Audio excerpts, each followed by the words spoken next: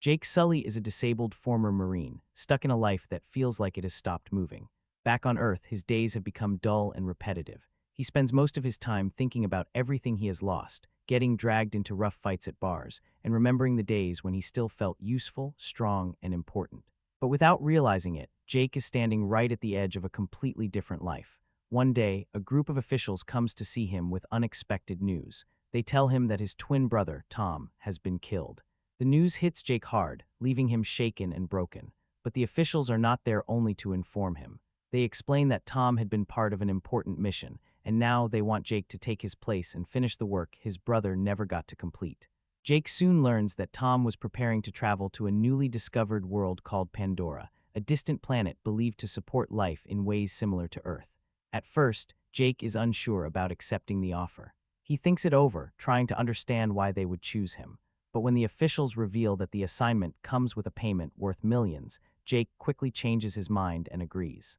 After that, Jake is placed into cryosleep for the long journey, which lasts 6 years. When he finally wakes up, he finds himself surrounded by other passengers, all traveling toward Pandora. The reason Jake has been chosen is simple. Because he and his twin brother share the same genetic code, he is the only person capable of taking over Tom's role. Soon, Jake and the rest of the crew are carried down to Pandora in a shuttle. Before they step out, everyone is warned to wear full-face breathing masks. Pandora may look beautiful, but its air is deadly to humans. Just 20 seconds without protection can cause serious damage, and within minutes, a person can die. After arriving on the strange planet, Jake is taken straight to a military briefing. There, Colonel Miles Quaritch addresses the soldiers and the civilians who have come with them. He warns everyone about Pandora's native people, the Na'vi, and makes it clear that survival here depends on respecting the harsh rules of this world. Later, Jake visits the research facility, where he meets biologist Norm Spellman. Norm shows him something incredible, his own avatar. Jake learns that these avatars are genetically engineered bodies, made from a mix of human and Na'vi DNA. By linking their minds to these bodies, humans can move through Pandora and interact with the Na'vi as if they were one of them. As Jake and Norm enter the science department, the head of the program, Dr. Grace Augustine, wakes up from a special link pod after using her own avatar. Norm tries to introduce Jake to her, but Grace is clearly annoyed. Instead of welcoming him, she reacts coldly and storms out.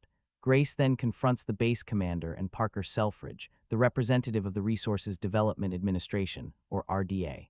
This corporation controls the military operation and the workers stationed at the colony. Grace argues that Jake is not the right person for the program because he is not a scientist and cannot even walk in his human body.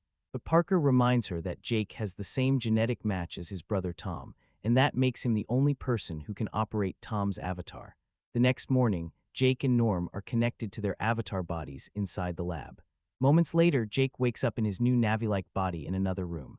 For the first time in years, he can feel his legs again. He can stand. He can walk. Overwhelmed with excitement, he ignores the doctors telling him to slow down and rushes outside to a recreation area where other avatars are playing sports and enjoying their freedom. Later, when Jake's avatar falls asleep, the connection breaks and Jake wakes up again in his human body. Afterward, he meets Colonel Quaritch and the two begin talking. Jake asks what the real reason is behind their presence on Pandora. That is when the Colonel tells him the truth. Pandora contains a rare and incredibly valuable mineral called unobtainium, worth billions back on Earth. The problem is that the largest and richest deposit lies directly beneath the home of the Na'vi. Since the Na'vi will never willingly allow humans to take their land, Jake is given a secret task. He must gain their trust, learn their ways, and convince them to leave. Quaritch tells Jake he has 3 months to become accepted by the Na'vi and persuade them to relocate. In return, if Jake succeeds, the Colonel promises that he will help him get new legs, but there is a darker side to the deal. If the Na'vi still refuse to move after 3 months, the military will step in, and the result could mean the destruction of their entire people. The following day, Jake links with his avatar again and flies across Pandora with Grace, Norm, and the rest of the team. From above, he sees the planet's breathtaking landscapes, filled with strange forests, floating beauty, and unfamiliar life.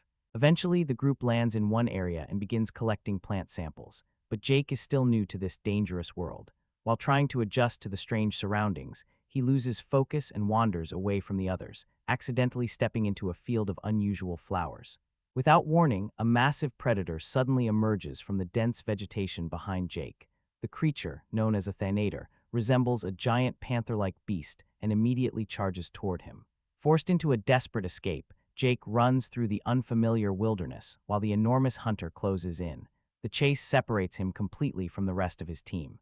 Just when it seems the creature is about to catch him, Jake leaps from a cliff and plunges into a waterfall below. The Thanator stops at the edge, roaring furiously as Jake disappears into the rushing water.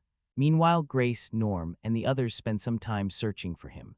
However, as darkness begins spreading across the forest, they are left with no choice but to abandon the search and return home. As night settles over Pandora, Jake finds himself completely alone. With no weapons left, he improvises by sharpening a long branch into a crude spear. Unbeknownst to him, someone is watching from high above the trees. A young Na'vi woman silently tracks his movements and even draws her bow, preparing to eliminate the intruder.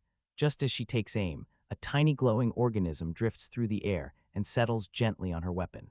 The unexpected interruption causes her to hesitate. At that same moment, a pack of vicious viperwolves surrounds Jake. The creatures close in from every direction, their glowing eyes fixed on him. Outnumbered and exhausted, Jake appears moments away from death. Suddenly, the mysterious Na'vi woman jumps into the fight. Using her bow and remarkable agility, she drives the predators away and saves his life. Despite rescuing him, she is far from friendly. She angrily tells Jake that he does not belong there and should return to his own people. Turning to leave, she expects the encounter to be over. Instead, Jake follows after her. He asks her to teach him how to survive in Pandora's dangerous wilderness. She immediately refuses and continues on her way. However, something unusual happens. Several of the same glowing forest spirits that had appeared earlier begin floating around Jake before landing gently across his body. The Na'vi woman is visibly surprised by this rare sight. Taking it as an important sign, she changes her mind and decides to bring him to her clan. Along the way, she introduces herself as Neytiri. When they finally arrive at the Amatikya settlement, Jake receives anything but a warm welcome. The Na'vi warriors quickly surround him, viewing him as a dangerous outsider.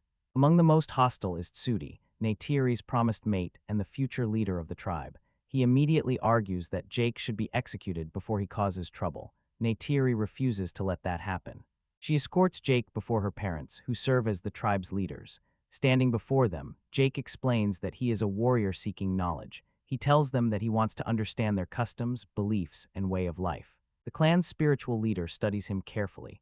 During the examination, she draws a small amount of blood and determines that his intentions are genuine. Convinced there is something unusual about him, she orders Neytiri to become his teacher and guide him through the Na'vi way of life. Following a ceremonial gathering, Jake is taken to a sleeping area unlike anything he has ever seen. Suspended within woven structures that wrap around him like a cocoon, he drifts off to sleep.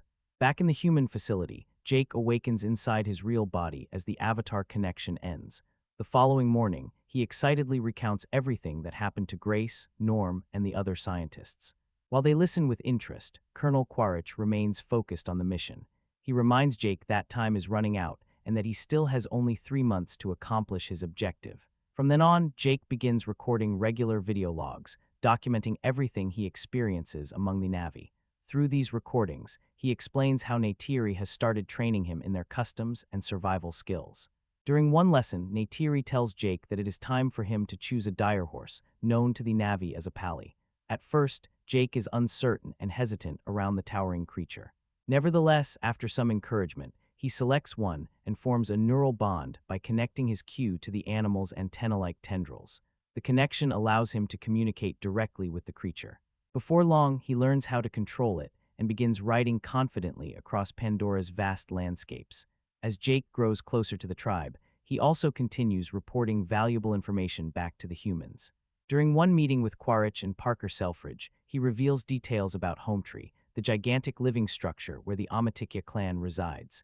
More importantly, he informs them that an enormous deposit of unobtainium lies directly beneath it. The revelation immediately captures the colonel's attention. To him, Hometree becomes a target.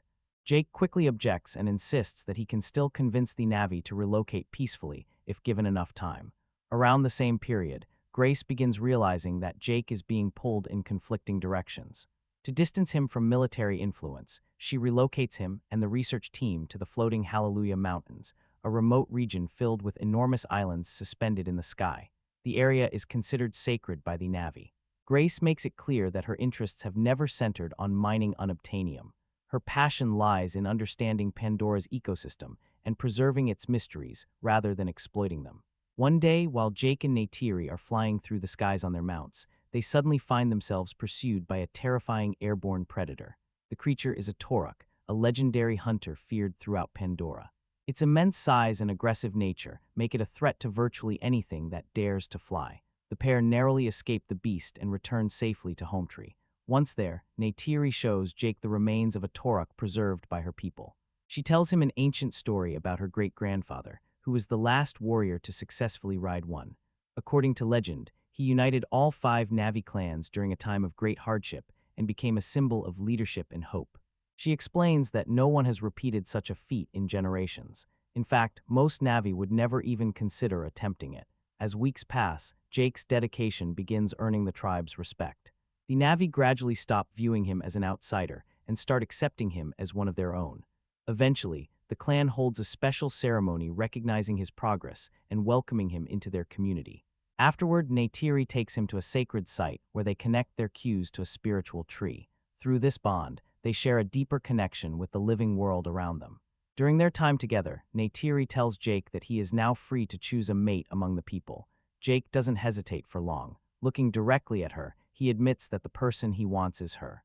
The confession catches Neytiri by surprise, yet after a quiet moment, she accepts his feelings. The two share a heartfelt kiss, marking the beginning of their relationship.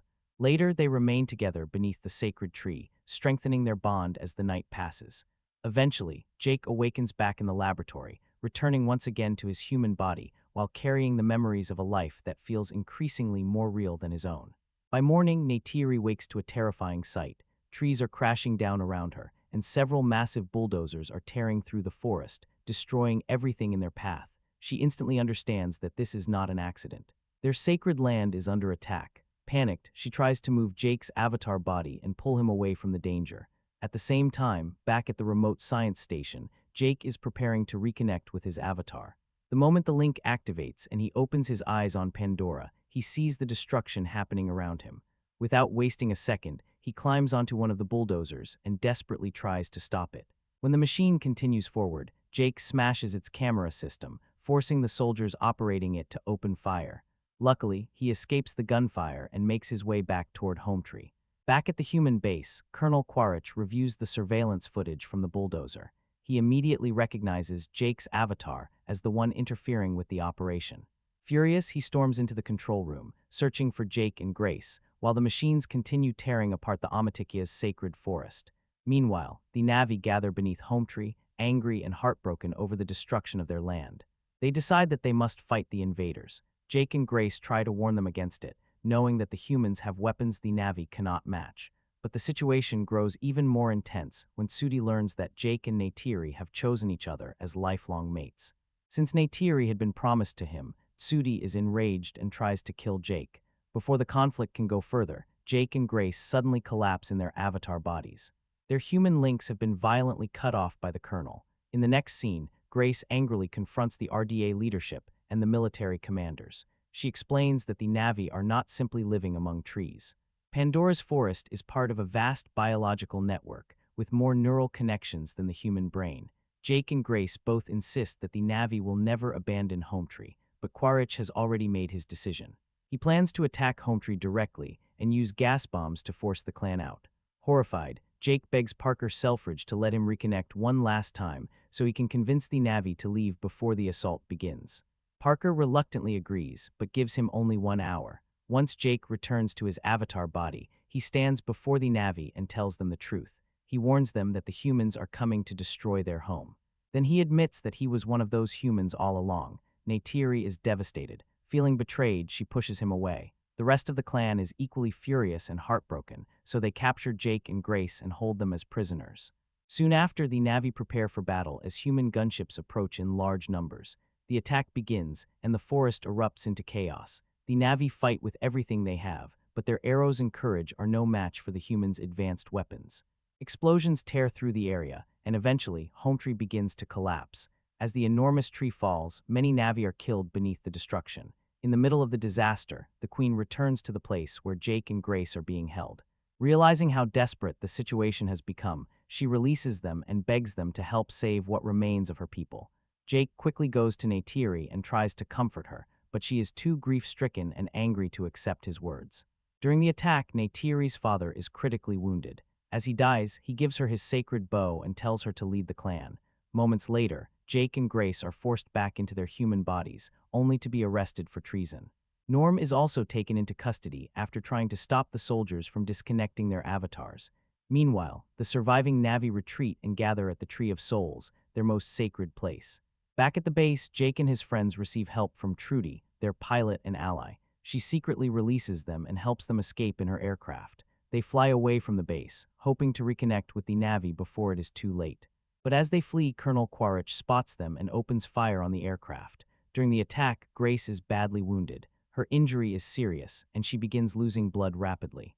After some time, the group reaches the floating mountains. There, Jake enters a link pod and reconnects with his avatar. He knows the Na'vi may never accept him again after his betrayal.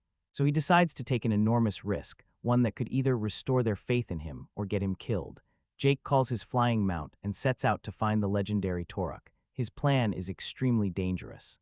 Instead of facing the creature from below, he approaches it from above, where it will not expect an attack. Then, with perfect timing, Jake leaps onto the Toruk's back and fights to bond with the terrifying beast. Later, during a solemn Amatikya ritual at the Tree of Souls, the clan suddenly looks up and sees something unbelievable. Jake arrives riding the Toruk, returning as the legendary figure no one has seen in generations. Jake's return leaves the Na'vi stunned. Seeing him arrive on the back of the mighty Toruk changes everything. The same people who had rejected him now look at him with awe and respect, finally accepting him back into their world. Jake then turns to Tsudi and asks for his help in fighting the human forces. Despite everything that has happened between them, Tsudi agrees. With the Na'vi standing beside him again, Jake's first priority is to save Grace, whose condition is getting worse. He brings her to the clan and asks the queen to help transfer her life into her avatar body. The Na'vi gather around Grace and begin the ritual, hoping Iwa will save her, but her wounds are too severe. Even with all their efforts, Grace does not survive. Her death fills Jake with grief and rage. Now fully committed to defending Pandora, he urges the Na'vi to stand together and drive the humans out of their land. By the end of the day, Jake and the others reach out to nearby clans. Soon, nearly 2,000 additional Na'vi join them for the coming battle. Meanwhile, Colonel Quaritch sees the Na'vi gathering in huge numbers. Realizing they are preparing to resist, he shifts his focus toward the Tree of Souls. He orders his soldiers to advance and prepares to destroy the sacred site. But when the human forces move in, they find the Na'vi waiting for them. Warriors appear across the ground and in the sky. Jake rides the legendary Toruk above the battlefield, while Tsudi and the other fighters prepare to give their lives to protect their home. The battle erupts with brutal force. Both sides suffer heavy losses as the sky fills with aircraft, arrows, explosions, and flying mounts. This time, however, the Na'vi have a stronger chance. Their aerial mounts begin disrupting the human machines, and the military's firepower slowly starts to break under the pressure. During the chaos, Quaritch targets Jake from his dragon assault ship and begins firing at him. Jake struggles to escape the attack, but Trudy suddenly arrives and opens fire on the colonel's aircraft, giving Jake the chance to get away.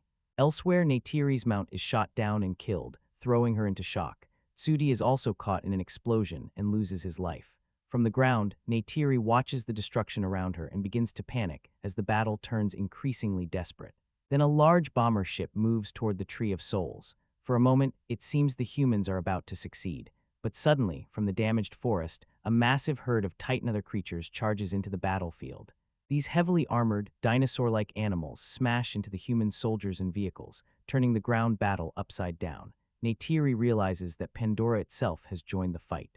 Filled with renewed hope, she returns to battle alongside many of the planet's creatures. When a Thanator appears nearby, instead of attacking her, it lowers itself before her, allowing her to bond with it. As the military forces are thrown into confusion, Jake rises into the sky on Toruk and charges toward the bomber. He throws explosives at the ship, causing it to lose control and crash far away from the Tree of Souls. Jake also attacks Quaritch's aircraft with explosives. The ship catches fire and explodes, but Quaritch manages to escape in an amp suit before it is destroyed. Unfortunately, Quaritch lands near Grace's temporary camp, where Jake's human body is still inside the link pod. Determined to finish him, the colonel moves toward the pod and tries to shut it down. Before he can complete the job, Neytiri attacks him with the Thanator she has bonded with. The creature fights fiercely, but Quaritch uses his amp suit to kill it. The dead beast collapses, trapping Neytiri beneath its body. Quaritch then prepares to kill Neytiri, but Jake arrives in his avatar body just in time. He confronts the Colonel, and the two begin a violent fight. Jake fights with everything he has, but Quaritch eventually gains the upper hand. Just as he is about to kill Jake, Neytiri frees herself and fires an arrow straight into Quaritch's chest. She quickly shoots a second arrow, ending him for good. However, before dying, Quaritch has already damaged Jake's link pod. Back in his human body, Jake wakes up struggling for air. He desperately reaches for a breathing mask, but he can barely move. Neytiri rushes into the camp and helps him put the mask on before it is too late. For the first time, she sees Jake's real human body. Gently, she holds him in her arms, finally understanding the fragile person behind the avatar she loves. In the final scene, Jake records his last video log. He explains that the Na'vi have chosen to help him permanently transfer his consciousness into his avatar body. The story ends with a sacred ritual at the Tree of Souls. Surrounded by the clan and watched over by Neytiri, Jake opens his eyes in his avatar body, now fully reborn as one of the Na'vi. Avatar is one of those movies that became almost impossible to watch normally. Before you even press play, the noise is already there. The praise, the backlash, the greatest movie ever talk, the overrated CGI cartoon complaints, the box office records, the Oscar arguments, the people saying it changed cinema, and the people rolling their eyes at all of it.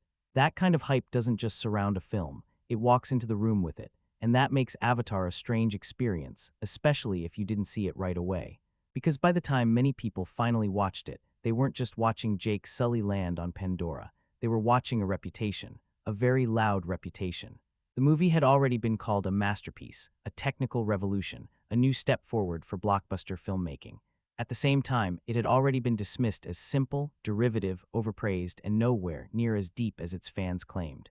So you sit there with two voices in your head. One voice says, "Okay, show me why this became such a phenomenon." The other says, "There is no way this can live up to all that." And honestly, both reactions are fair. Avatar is not the kind of film that quietly arrived, found a small audience, and slowly built respect over time. It exploded. It became an event. People talked about it like they had seen the future of cinema. Some viewers came out stunned, almost unable to describe the experience. Others came out impressed by the visuals but completely unmoved by the story. That divide is part of the film's identity now. What is interesting is that both sides have a point. If someone says Avatar is visually groundbreaking, they're not wrong. If someone says the story feels familiar, they're also not wrong. If someone says it is more of an experience than a deeply written drama, that feels pretty accurate. But if someone says that experience alone is powerful enough to matter, well, that is hard to argue against too. That is why Avatar's legacy is so unusual. It is remembered as a landmark, but also constantly questioned as a film. People respect what it achieved, even when they don't love the actual script. They remember the feeling of seeing Pandora, even if they don't remember every line of dialogue. They talk about the world, the 3D, the scale, the colors, the creatures, and then, almost immediately, someone brings up how simple the plot is. It is a movie trapped between wonder and criticism, and maybe that is why it still stays in the conversation. Perfect movies are not always the ones people argue about for years. Sometimes the most interesting films are the ones with obvious flaws and undeniable strengths. Avatar is exactly that. It gave audiences something huge, beautiful, and immersive, but it also left plenty of space for people to push back. So no, Avatar is not just the greatest movie ever made. That kind of label almost does more harm than good. It puts a weight on the film that the writing cannot always carry, but calling it empty hype is also too easy. A movie does not become this widely discussed for no reason. Something in it connected, something in it felt new, at least in the way audiences experienced it. The truth is somewhere in the middle. Avatar is a flawed blockbuster with a massive shadow. It is overpraised in some ways, underestimated in others, and still strangely difficult to ignore. And whether you love it, dislike it, or sit somewhere in between, its place in modern cinema is already secured. Not because everyone agrees it is perfect, but because everyone had an opinion. There are some movies you can discover years later on a laptop and still get pretty much the same experience. Avatar is not one of those movies. In fact, one of the most fascinating things about Avatar is that whether you love it or hate it, almost everyone seems to agree on one point. This film was built for the biggest screen possible. And honestly, I kind of understand why. When people talk about Avatar, they usually start with the story, the characters, or the endless debate over whether it's overrated. But before any of that, there's the experience of actually seeing it, not just watching it, seeing it, because James Cameron didn't make Pandora feel like a location, he made it feel like a place you're entering. The first time those forests appear, when the landscape stretches far beyond the frame and strange glowing life forms seem to exist in every direction, the movie isn't asking you to focus on one thing. It's asking you to look around. That's a very different experience from most blockbusters. A lot of movies can survive the transition from theaters to television. Avatar loses something, not everything. The story is still there. The performances are still there. The action scenes still work, but the sense of scale shrinks dramatically. Pandora becomes a setting instead of a destination. That's why so many people who saw Avatar in IMAX or 3D talk about it differently than people who first watched it at home years later. They're almost describing different movies. And here's the funny thing. I normally don't care much about 3D. Most of the time it feels like an expensive add-on, a gimmick. Something designed to remind you that you paid extra for your ticket. Avatar approached it differently. Instead of constantly throwing objects at the audience, Cameron uses depth, space, distance. The 3D isn't there so a spear can fly at your face every 5 minutes. It's there to create the illusion that Pandora extends beyond the screen. Sometimes it feels less like looking at a movie and more like looking through a window. That's what made it so effective. There are scenes where floating seeds drift through the air, scenes where creatures soar above valleys, scenes where glowing plants fill the foreground while mountains stretch endlessly into the background. The technology isn't demanding your attention, it's quietly pulling you deeper into the environment, and that's why Avatar became such a theatrical phenomenon. People weren't just recommending a movie, they were recommending an experience. It's similar to the difference between looking at a photograph of Niagara Falls and standing in front of it. The image tells you what it looks like. Being there gives you scale, presence, atmosphere. Avatar operates on that principle. The larger the screen gets, the more convincing Pandora becomes. What's interesting is that this also explains part of the backlash the movie received over the years. Many viewers discovered Avatar long after its theatrical run ended. They watched it on television, streaming services, tablets, laptops, whatever happened to be available.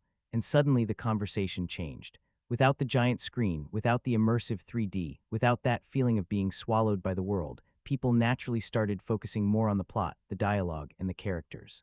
Those elements were always there, of course, but now they were carrying much more of the weight. That's a tougher challenge, because whether you think Avatar's story is great or merely decent, the film's greatest strength has never really been its screenplay. Its greatest strength is immersion. Take away some of that immersion, and you're not seeing the movie in the way it was originally designed to work. Now, that doesn't mean you can't enjoy Avatar at home. Plenty of people do.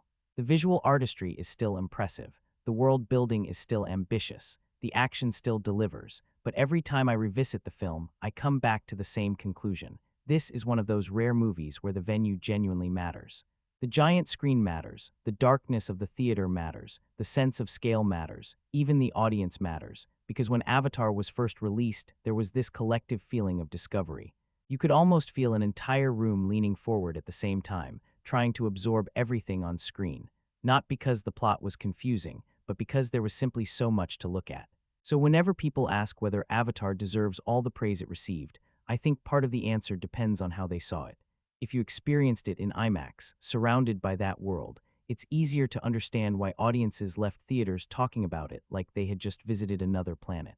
If you first watched it years later on a television, it's easier to understand why some people wondered what all the fuss was about. Both reactions make sense, because Avatar isn't just a film people watched. For a lot of viewers, especially during its original release, it was an event, and events are hard to fully recreate once the moment has passed. That's probably why, even after all these years, the phrase I hear most often about Avatar isn't about the story or the performances. It's much simpler than that. You really should have seen it in theaters. You know what's funny about Avatar? For a movie packed with expensive actors, giant action sequences, military conflicts, romance, and enough visual effects to fill an entire decade of blockbusters, the thing I remember most isn't Jake Sully. It's not Neytiri either. Honestly, it's Pandora. The planet is the real star of this movie, and I don't mean that as some clever critic's observation. I mean it literally. Years after watching Avatar, if somebody asks me what I remember, my brain doesn't immediately jump to a specific conversation or character moment. It jumps to glowing forests, floating mountains, strange creatures moving through the trees, the feeling of stepping into a place that seemed alive in every direction. That's what sticks. A lot of fantasy and science fiction films build worlds. That's nothing new. but most of them feel like movie sets. Very impressive movie sets, maybe, but still places designed around the story. Pandora feels like it existed before the story arrived. That's a huge difference. The movie constantly gives you the impression that life is happening beyond the edges of the frame. Every plant, every creature, every glowing light in the distance feels connected to something larger. There are moments where absolutely nothing important is happening to the plot, and yet you're completely engaged because you're busy looking at the world itself. In fact, there were scenes where I found myself paying more attention to the background than the characters. That would normally be a criticism. Here, somehow, it becomes a compliment. James Cameron puts an unbelievable amount of effort into making Pandora feel complete, not just visually beautiful, but functional. The forests don't feel randomly decorated. The wildlife doesn't feel randomly designed. Even the spiritual elements seem woven into the environment rather than simply added on top. Everything appears connected. The animals connect to the Navi connect to the forests connect to Iowa. Even the floating seeds, sacred trees, and strange biological networks all seem like pieces of the same ecosystem. Whether you buy into the mythology or not, you understand it. And that's important because the movie spends a surprising amount of time simply letting you experience Pandora rather than rushing through it. Some viewers call that slow. I get it. But honestly, Cameron knows exactly what he's doing. He understands that if the audience is going to care about this place later, they need to fall in love with it first. And that's exactly what happens. By the time the conflict really escalates, Pandora no longer feels like a backdrop. It feels like something worth protecting. That's why the environmental message lands for so many people. Not because the dialogue is especially subtle or because the themes are groundbreaking. They're not. It's because the world itself works. The movie convinces you that Pandora has value long before it starts telling you why it has value. And visually, it's still kind of ridiculous how much detail is packed into this place. The glowing plants, the bioluminescent forests, the giant trees, the mountains suspended in the sky. The creatures that look equal parts prehistoric animal, deep-sea organism, and fantasy artwork. Even now, years later, there are shots that feel less like scenes from a movie and more like someone somehow filmed a dream. And the crazy part is that Cameron doesn't stop at making Pandora beautiful. He makes it feel old. That's something a lot of fantasy worlds struggle with. Pandora feels ancient. Not ancient in the sense of ruins and abandoned cities. Ancient in the sense that nature has been evolving there for thousands, maybe millions of years. Everything seems to have a history. Everything seems to belong. The world has texture. It has rules, it has culture, it has spirituality. It has wildlife that doesn't exist purely to attack the heroes when the plot requires danger. That attention to detail is what separates Pandora from a lot of other blockbuster settings. You don't just understand the world. You start imagining what exists beyond what the movie shows you, and that's probably the highest compliment I can give any fictional setting. When the credits roll, Pandora feels larger than the film itself. There are also moments where Cameron almost seems less interested in advancing the plot than he is in showing you another corner of this planet. Another creature, another ritual, another landscape. Normally that would hurt a movie's momentum. Avatar gets away with it because exploration is part of the appeal. The audience is discovering Pandora at the same time Jake is. Every strange plant, every new animal, every flight through the mountains, every walk through those glowing forests. It's all feeding the same sense of curiosity. What's over there? What else lives here? How does this place work? That's the feeling the movie keeps chasing. And honestly, that's why the planet ends up overshadowing nearly everything else. The characters are fine, the story works, the action delivers, but Pandora is the thing that gives Avatar its identity. Without Pandora, the movie becomes a fairly familiar story about conflict, colonization, greed, and personal transformation. With Pandora, it becomes an experience. That's why people still talk about it. Not because they remember every plot detail, not because they can quote every line, not because the villains were particularly complex. People remember how Pandora felt. They remember wanting to walk through those forests. They remember staring at those floating mountains. They remember looking at the screen and thinking, I wish this place was real. And honestly, when a fictional world can make millions of people feel that way, you've created something special. Maybe that's Avatar's greatest achievement, not the technology, not the box office records, not the awards, Pandora. A setting so vivid that it quietly steals the spotlight from everyone standing in it. The first thing Avatar really does is attack your eyes, not in an ugly way, not in that overprocessed blockbuster way where everything is so shiny and loud that you feel exhausted after 10 minutes. It's more like the movie opens a door and suddenly there's too much beauty to take in at once.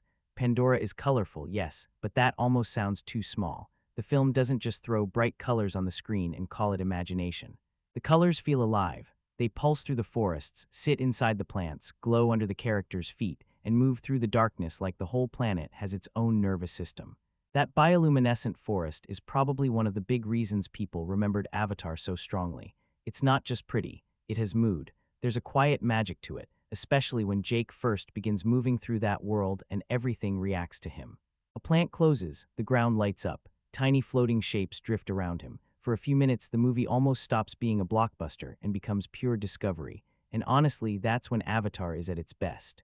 Not when someone is explaining the mission, not when the corporate side is talking about resources, not even always when the action is happening. The film is strongest when it simply lets you look. The forests are dense without feeling messy. The skies are enormous. The mountains seem impossible, but somehow the film presents them with such confidence that you stop questioning them. The creatures have that strange mix of fantasy and biology, like they're not just cool designs, but animals that might actually belong in this ecosystem. That detail matters, because a lot of sci-fi creatures look designed only to impress an audience. They have spikes, claws, wings, glowing eyes, whatever looks good on a poster. Avatar's creatures can be intimidating, but they also feel like part of a natural world. They move through the jungle with purpose. They fly through the mountains like they were made for that sky.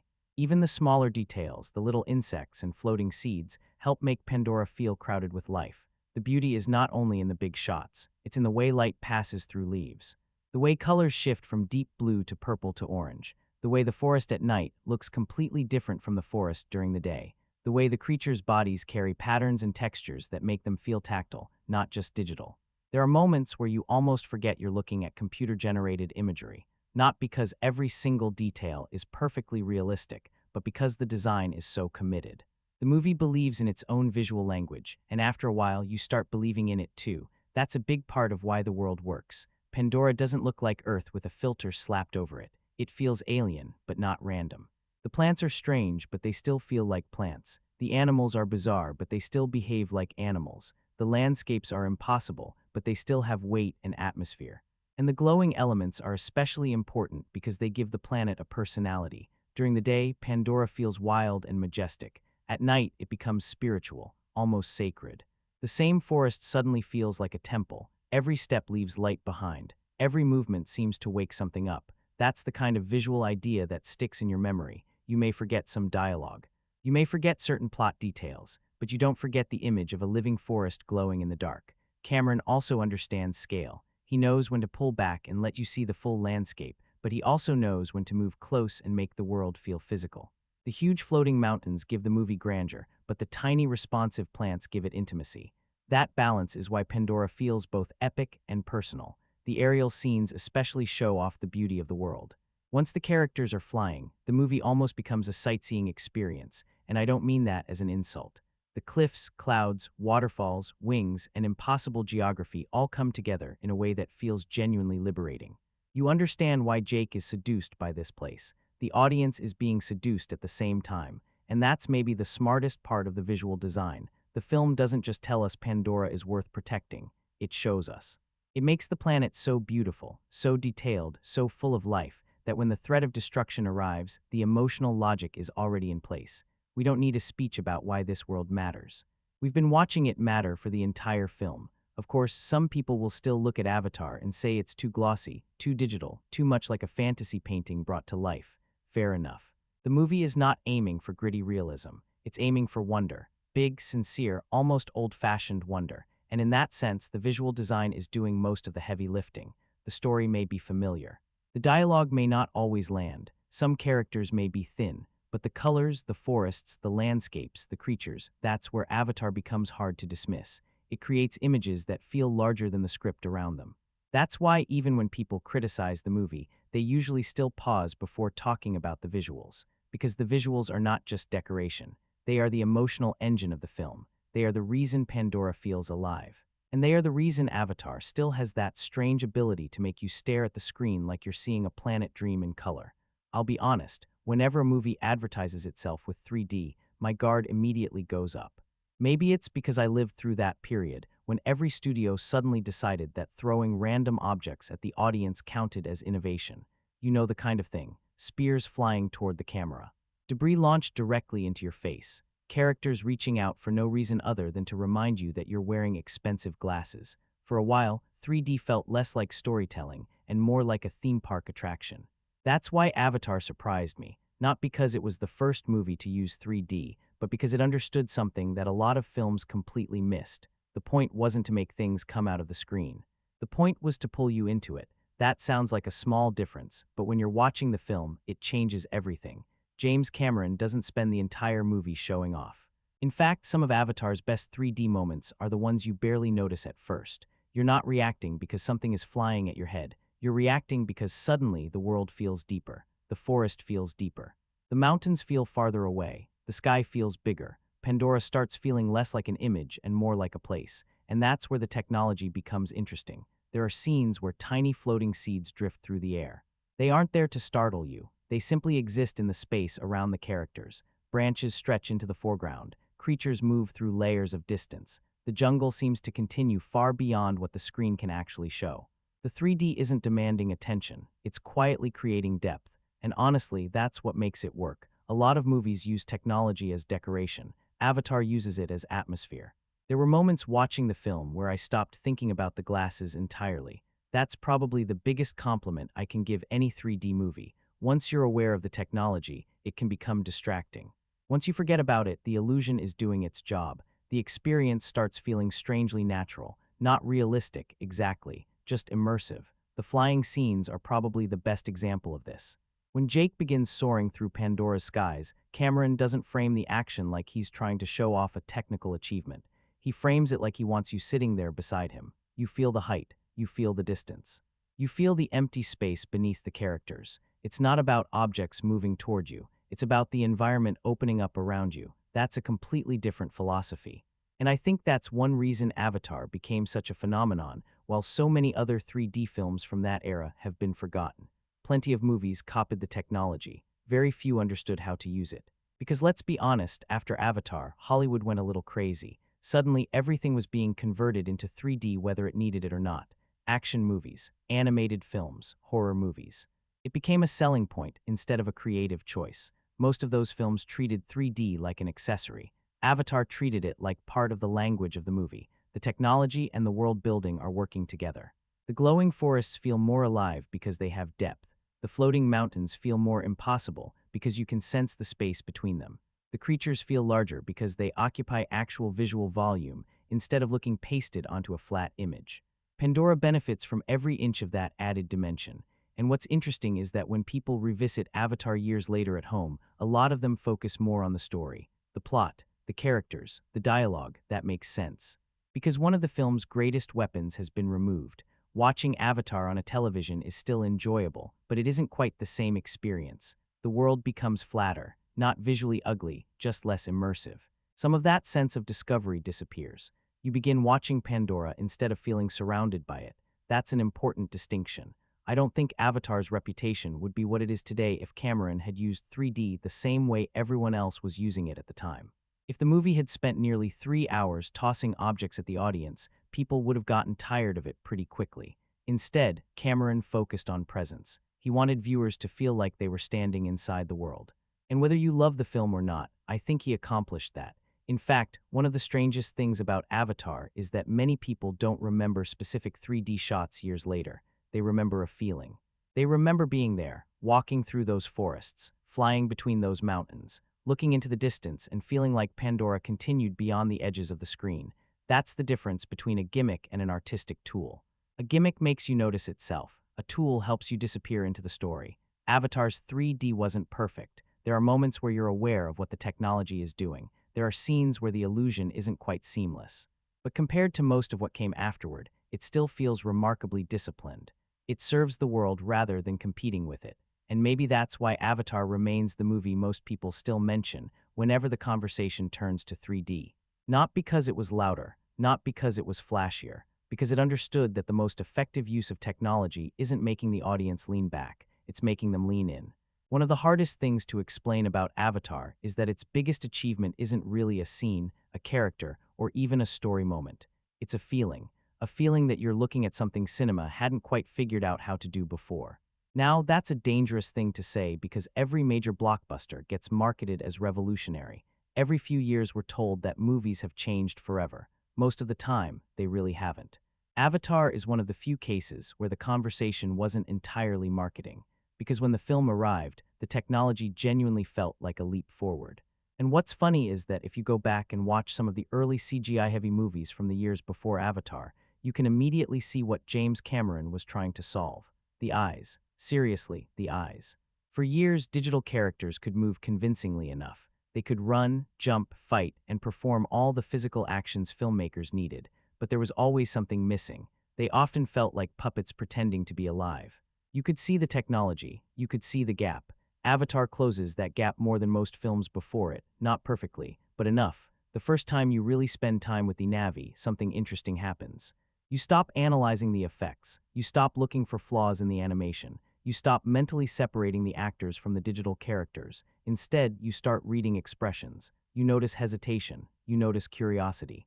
You notice sadness, anger, fear, affection. And that's where the technology becomes impressive, not because it looks expensive, because it starts disappearing. That's actually the secret behind great visual effects. The goal isn't to make the audience admire the computer. The goal is to make them forget the computer exists. Avatar gets surprisingly close to that. The motion capture work deserves a huge amount of credit. Every slight head movement, every glance, every subtle shift in body language comes from a real performance underneath the digital layer. The technology isn't creating emotions out of thin air, it's translating them. That's an important distinction, because people sometimes talk about Avatar as if the computers did all the acting.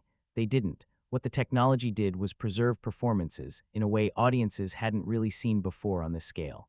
Take Neytiri, for example. The reason the character works isn't because she's blue. It's not because the rendering is impressive. It's because Zoe Saldaña's performance survives the transformation. You can still feel the personality underneath all the pixels. The same thing applies throughout the film. The technology serves the performance instead of replacing it, and honestly, that was one of the biggest breakthroughs. Before Avatar, there were impressive digital characters. After Avatar, filmmakers started realizing that motion capture could be more than just a technical trick. It could become a legitimate acting tool. That's a massive difference. What's equally impressive is how Cameron combines all of this with an entirely digital world. Pandora isn't just filled with CGI. Pandora basically is CGI. The forests, the mountains, the creatures, the skies. The floating islands, the glowing plant life. An overwhelming amount of what you're looking at exists only inside a computer. And yet, for long stretches, your brain accepts it. Not because every single element is photorealistic, but because the world follows its own internal logic. Everything reacts to light properly. Everything occupies space. Everything has weight. That's something Avatar rarely gets enough credit for. The world doesn't feel assembled.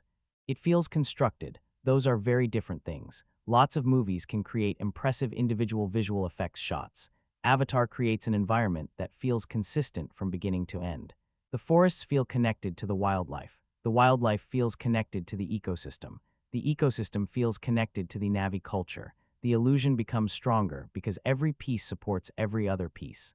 And then there's the scale of it all. Watching Avatar now, after years of CGI-heavy blockbusters, it's easy to forget how ambitious this was at the time. Cameron wasn't adding digital creatures into a mostly real world. He was trying to build an entirely new reality and convince audiences to emotionally invest in it. That's a much harder challenge. The technology also manages something that earlier motion capture films often struggled with. Natural movement. The Na'vi don't feel stiff. They don't feel robotic. They don't move like animated mannequins. Their body language feels fluid. Their interactions feel organic. There are moments where you genuinely stop thinking about them as effects and start thinking about them as characters. That sounds obvious now, but it wasn't obvious then. Not at all. In a weird way, Avatar almost created a problem for itself. The technology became so impressive that it dominated the conversation. People spent years talking about the visuals, the CGI, the motion capture, and the groundbreaking production methods. Meanwhile, discussions about the actual movie sometimes got pushed into the background. But that's also proof of how significant the achievement was. Very few films become reference points. Avatar became one. Whether you love the movie or not, it became impossible to discuss visual effects progress without mentioning it. And that's probably why its influence lasted. Not because it made every future movie look exactly like Avatar. Because it changed expectations. Audiences suddenly expected digital worlds to feel more alive. They expected motion-captured characters to show real emotion. They expected visual effects to disappear into the storytelling instead of sitting on top of it. Some films have achieved that since then, many haven't, but Avatar helped move the goalposts. And honestly, that's what a technological breakthrough looks like, not just doing something impressive. Doing something that permanently changes what people expect afterward. The story of Avatar can be debated. The characters can be debated. The dialogue can definitely be debated, but the technological achievement. That part feels a lot harder to argue with, because even now, years later, you can still watch Avatar and see a film reaching for something bigger than the standards of its time. And for all the discussions about box office numbers, awards, and cultural impact, that might be the movie's most important legacy. It didn't just use technology, it pushed it forward. One thing that really separates Avatar from a lot of big-budget science fiction movies is that James Cameron didn't just create a setting. He created a world. That might sound like the same thing, but it really isn't. A setting is where a story happens. A world feels like it existed before the story arrived and will continue existing after it ends. Pandora falls firmly into that second category. And honestly, that's probably why people became so attached to it. When you first arrive on Pandora, the movie doesn't immediately rush you from one action sequence to another. Instead, it spends a surprising amount of time just letting you explore. It wants you to see how this place works, what lives there, how everything connects. The geography, the wildlife, the culture, the spiritual beliefs. Cameron keeps layering details on top of each other until the planet starts feeling strangely complete. Not complete in the sense that we know everything about it, complete in the sense that it feels real enough that there probably is more we don't know. That's the key. A lot of fictional worlds feel limited by the story being told. Pandora always feels larger than the movie itself. Take the geography alone. Most films would have stopped at alien jungle and called it a day. Avatar keeps going. You have vast forests, floating mountains, enormous trees, deep valleys, dangerous skies, sacred locations, and ecosystems that feel distinct from one another. The planet isn't just one giant environment repeated over and over. It feels varied, like a real world shaped over time. Then there's the wildlife, and this is where the movie gets kind of obsessive, in a good way. The creatures aren't simply monsters waiting for the heroes to fight them. They behave like animals. Some are predators, some are territorial, some are ridden by the Na'vi, some barely interact with the story at all and simply exist because they belong there. That sounds like a small thing, but it matters, because every new creature reinforces the illusion that Pandora has its own evolutionary history. You start getting the feeling that these species existed long before Jake Sully showed up and will continue existing long after he's gone. The same applies to the plant life. The glowing forests get a lot of attention, and for good reason, but what impresses me more is how interactive everything feels. Plants react to touch, seeds drift through the air. Forest floors illuminate beneath footsteps. Even the smallest details seem designed with a purpose, rather than existing purely because they look cool. And yes, they do look cool, but they also make the ecosystem feel alive. That's probably the word I keep coming back to when I think about Pandora. Alive, not beautiful, not impressive, alive, because Cameron doesn't just build landscapes, he builds relationships between things. The animals connect to the environment connects to the Na'vi connect to their beliefs, and all of it ultimately connects back to the planet itself. That brings us to the culture, which is honestly one of the film's strongest achievements. The Na'vi could have easily become generic fantasy natives. We've seen versions of that countless times in science fiction and fantasy. Instead, Cameron and his team put genuine effort into making them feel like a functioning society. They have customs, rituals, family structures, social hierarchies, ways of hunting, ways of learning, ways of mourning, ways of celebrating. Whether you agree with every creative choice or not, there's no denying that the culture feels developed. The movie doesn't constantly stop to explain every detail either. A lot of it is simply shown through behavior, through traditions, through how the characters interact with each other. That's usually a good sign. The best world building often happens in the background. Then there's the language. Now, plenty of movies invent a few alien words and call it a day. Avatar goes much further than that. The Na'vi language feels like an actual attempt to create a linguistic identity for the culture, rather than just random science fiction sounds. You don't need to understand every word to feel that effort. The language helps sell the illusion that these people have a history separate from humanity, and once you start believing that, the whole world becomes stronger. The mythology works in a similar way. Aiwa could have been treated as a simple fantasy deity. Instead, the film presents spirituality as something deeply woven into everyday life. It influences how the Na'vi see nature, death, animals, ancestry, and their relationship with the planet itself. What's interesting is that Avatar doesn't really separate religion from ecology. For the Na'vi, they're part of the same thing. The spiritual and the natural exist together. That's why Pandora feels less like a collection of locations and more like a living system. Everything has a place, everything has a connection, everything seems to belong, even when the movie gets criticized for its familiar story. And honestly, some of those criticisms are fair. The world building often escapes those complaints because it's operating on a different level. You may have seen similar stories before. You probably haven't seen many worlds built quite like this, and that's where Avatar quietly earns a lot of its reputation. Not because Pandora is the most original fictional world ever created, not because every idea is groundbreaking, but because of the sheer amount of care that went into making it feel coherent. That's a word people don't use enough when talking about world building. Coherent. The geography makes sense. The flora and fauna feel related. The culture grows naturally from the environment. The language supports the culture. The mythology supports the culture and the environment. Every piece strengthens another piece. Nothing feels randomly invented 5 minutes before filming. That's why audiences got lost in Pandora so easily. The movie isn't constantly telling you to believe in the world. It simply presents it with enough confidence and detail that eventually you stop questioning it. You start accepting it. And once that happens, Avatar becomes more than a science fiction adventure. It becomes a place people wanted to revisit, a place people wish they could visit. And honestly, that's one of the highest compliments any fictional world can receive. Years later, people still debate the story, the characters, the themes, and the hype. But Pandora is one of the few cinematic worlds that genuinely feels like it has a life of its own. And that's not something movies achieve very often. One of the biggest reasons Avatar works at all is something that sounds surprisingly simple. You believe the Na'vi, not necessarily because of the story, not because they're explained perfectly, and definitely not because they're realistic in a literal sense. They're giant blue aliens living on a distant moon, surrounded by glowing forests and flying creatures. Nothing about that should automatically feel believable. And yet somehow it does. That's actually a much bigger achievement than people sometimes give the movie credit for. Creating an alien species isn't hard. Science fiction movies have been doing that for decades. You can add strange skin colors, unusual body proportions, extra limbs, glowing eyes, whatever you want.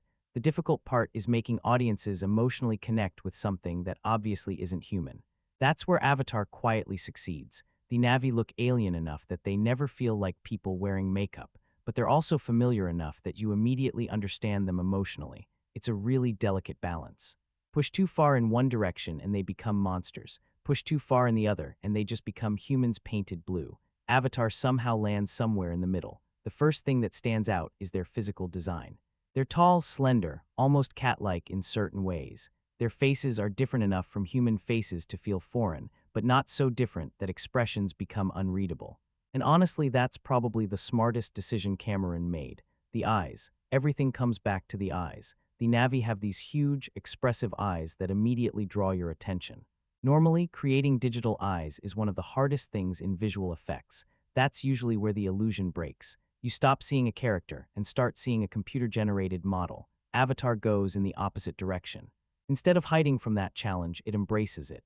The Na'vi eyes are enormous, and because of that, every glance matters. Every moment of curiosity, anger, sadness, affection, fear, or uncertainty becomes easier to read.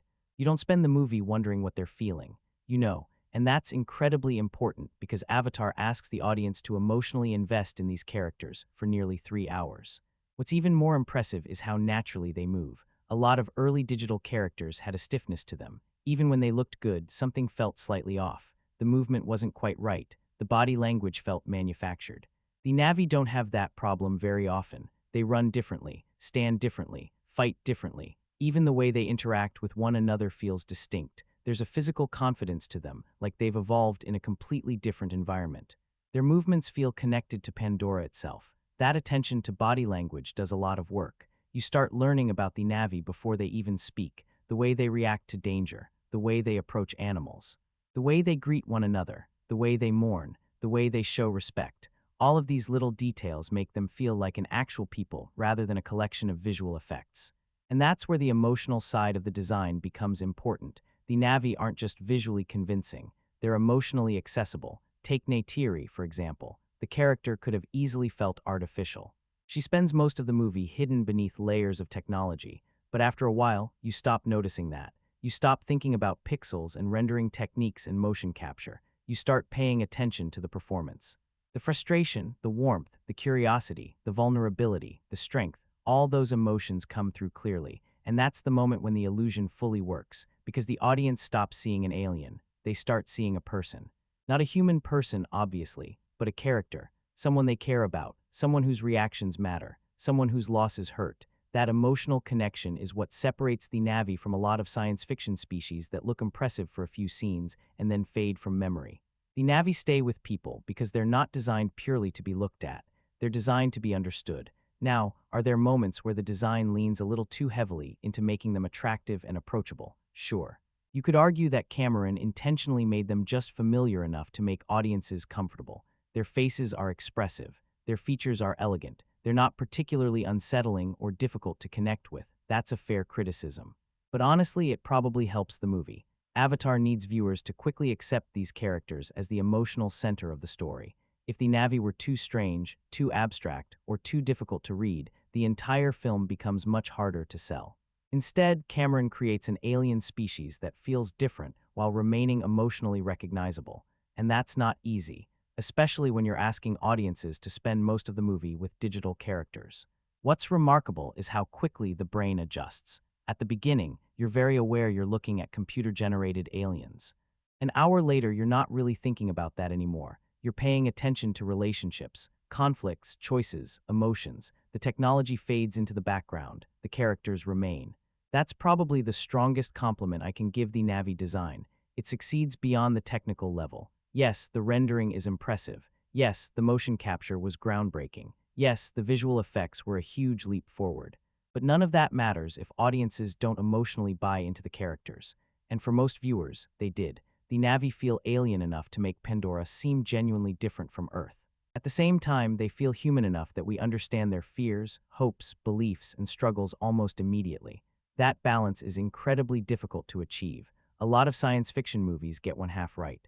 Avatar manages both. The result is a species that doesn't just populate the world, they help define it. And years later, when people remember Pandora, they're not just remembering the forests, the mountains, or the creatures.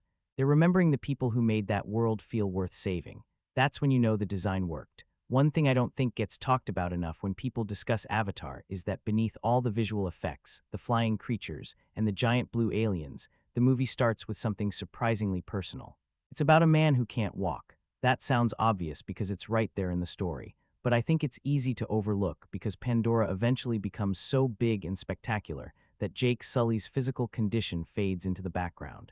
But honestly, it shouldn't, because that's the emotional engine that drives almost everything he does. When we first meet Jake, he's a former Marine confined to a wheelchair. He's stuck in a body that no longer allows him to live the life he once had. The movie doesn't spend hours exploring that reality, but it doesn't really have to. You can see it in the way he carries himself. There's frustration there. A sense that life moved forward while he got left behind, and then Pandora offers him something nobody else can. Not money, not status, not even purpose, at least not at first. Movement, the chance to stand again. The chance to run again, the chance to feel free again. And honestly, that's one of the most effective ideas in the entire film, because suddenly the Avatar program becomes more than a science fiction concept. It's not just some futuristic technology designed to help humans communicate with the Na'vi. For Jake, it's personal. Deeply personal. The first time he wakes up inside that Avatar body is still one of my favorite moments in the movie. Not because it's visually impressive, not because of the special effects, because of how simple it is. He moves his toes, then his feet, then he stands, and then he runs, actually runs. There's almost a childlike excitement to it. No hesitation, no careful testing. He just takes off. Scientists are yelling after him, trying to stop him, and he couldn't care less. For the first time in years, his body is responding exactly the way he wants it to. It's such a small scene compared to everything that comes later, but it tells you almost everything you need to know about Jake. And honestly, it's one of the rare moments where Avatar slows down enough to focus entirely on a feeling. Freedom, pure, uncomplicated freedom. That's why Jake's attachment to Pandora makes sense long before the romance begins and long before the larger conflict takes shape. A lot of people describe his journey as a typical outsider learning about new culture story, and that's not wrong. The structure is familiar, but there's another layer underneath it. Jake isn't just falling in love with a world. He's falling in love with a version of himself. Think about it. Every time he enters the Avatar body, he's stronger, faster, healthier, more capable. He can climb mountains, ride creatures, explore forests, fight, run, leap. Do all the things that his human body no longer allows him to do. Of course, he becomes attached to it. Who wouldn't? The movie never really has to explain why Jake keeps choosing Pandora over the human world, because the answer is sitting right in front of us. Pandora makes him feel alive, and that creates a really interesting emotional conflict. At the beginning, Jake sees the Avatar as a tool, a mission, a temporary opportunity. Over time, that balance starts shifting. The human world becomes the place he visits. Pandora becomes home. The Avatar stops feeling like a disguise and starts feeling like his real identity. That's actually kind of fascinating when you think about it. Most movies use alternate bodies or alternate identities as a gimmick. Avatar turns it into a character journey. Jake's connection to the Avatar body becomes inseparable from his connection to the Na'vi, the environment, and eventually Neytiri herself. The more freedom he experiences, the harder it becomes to return to the life he had before. And honestly, I think that's why audiences connected with the character more than some critics give the movie credit for. Maybe not because Jake is the most complex protagonist ever written. He isn't. Maybe not because the dialogue is particularly deep. A lot of it isn't. But the emotional desire at the center of his story is incredibly easy to understand. Everyone understands wanting a second chance. Everyone understands wanting to escape limitations. Everyone understands discovering a version of yourself that feels more complete than the one you've been living with. That's universal. And Avatar taps into that surprisingly well. There are moments where Jake's wheelchair almost feels symbolic, not in a heavy-handed way, but as a reminder of what he leaves behind every time he enters Pandora. The contrast between the two worlds isn't just cultural or political, it's physical. In one world, he's dependent. In the other, he's free. In one world, he's being promised a future. In the other, he's already living it. That makes the eventual choices he has to make feel much more personal than they might have otherwise. Because by the time the conflict escalates, Jake isn't simply choosing between humans and Na'vi. He's choosing between two versions of himself, the man he was and the man he's become. That's a much stronger emotional hook than the movie often gets credit for. What's interesting is that some of Avatar's most powerful moments aren't the giant battles or the visual spectacle. They're the quieter scenes where Jake experiences Pandora almost like someone seeing life for the first time again, running through the forest, learning to ride, exploring unfamiliar places. There's joy in those scenes, real joy. Not the kind created by explosions or action sequences, but the kind that comes from possibility. You can feel why Pandora matters to him, and once you understand that, everything else starts falling into place. The romance works better, the cultural connection works better, the final decisions work better. Even the environmental themes hit harder because we're experiencing the world through someone who genuinely treasures it. At its core, Jake's story isn't really about becoming Na'vi. It's about reclaiming agency, reclaiming movement, reclaiming a sense of purpose. The science fiction elements just happen to be the vehicle that delivers that journey. And I think that's why, despite all the discussions about technology, visual effects, and world building, this aspect of Avatar remains one of its most human ideas. A man is given the chance to feel whole again.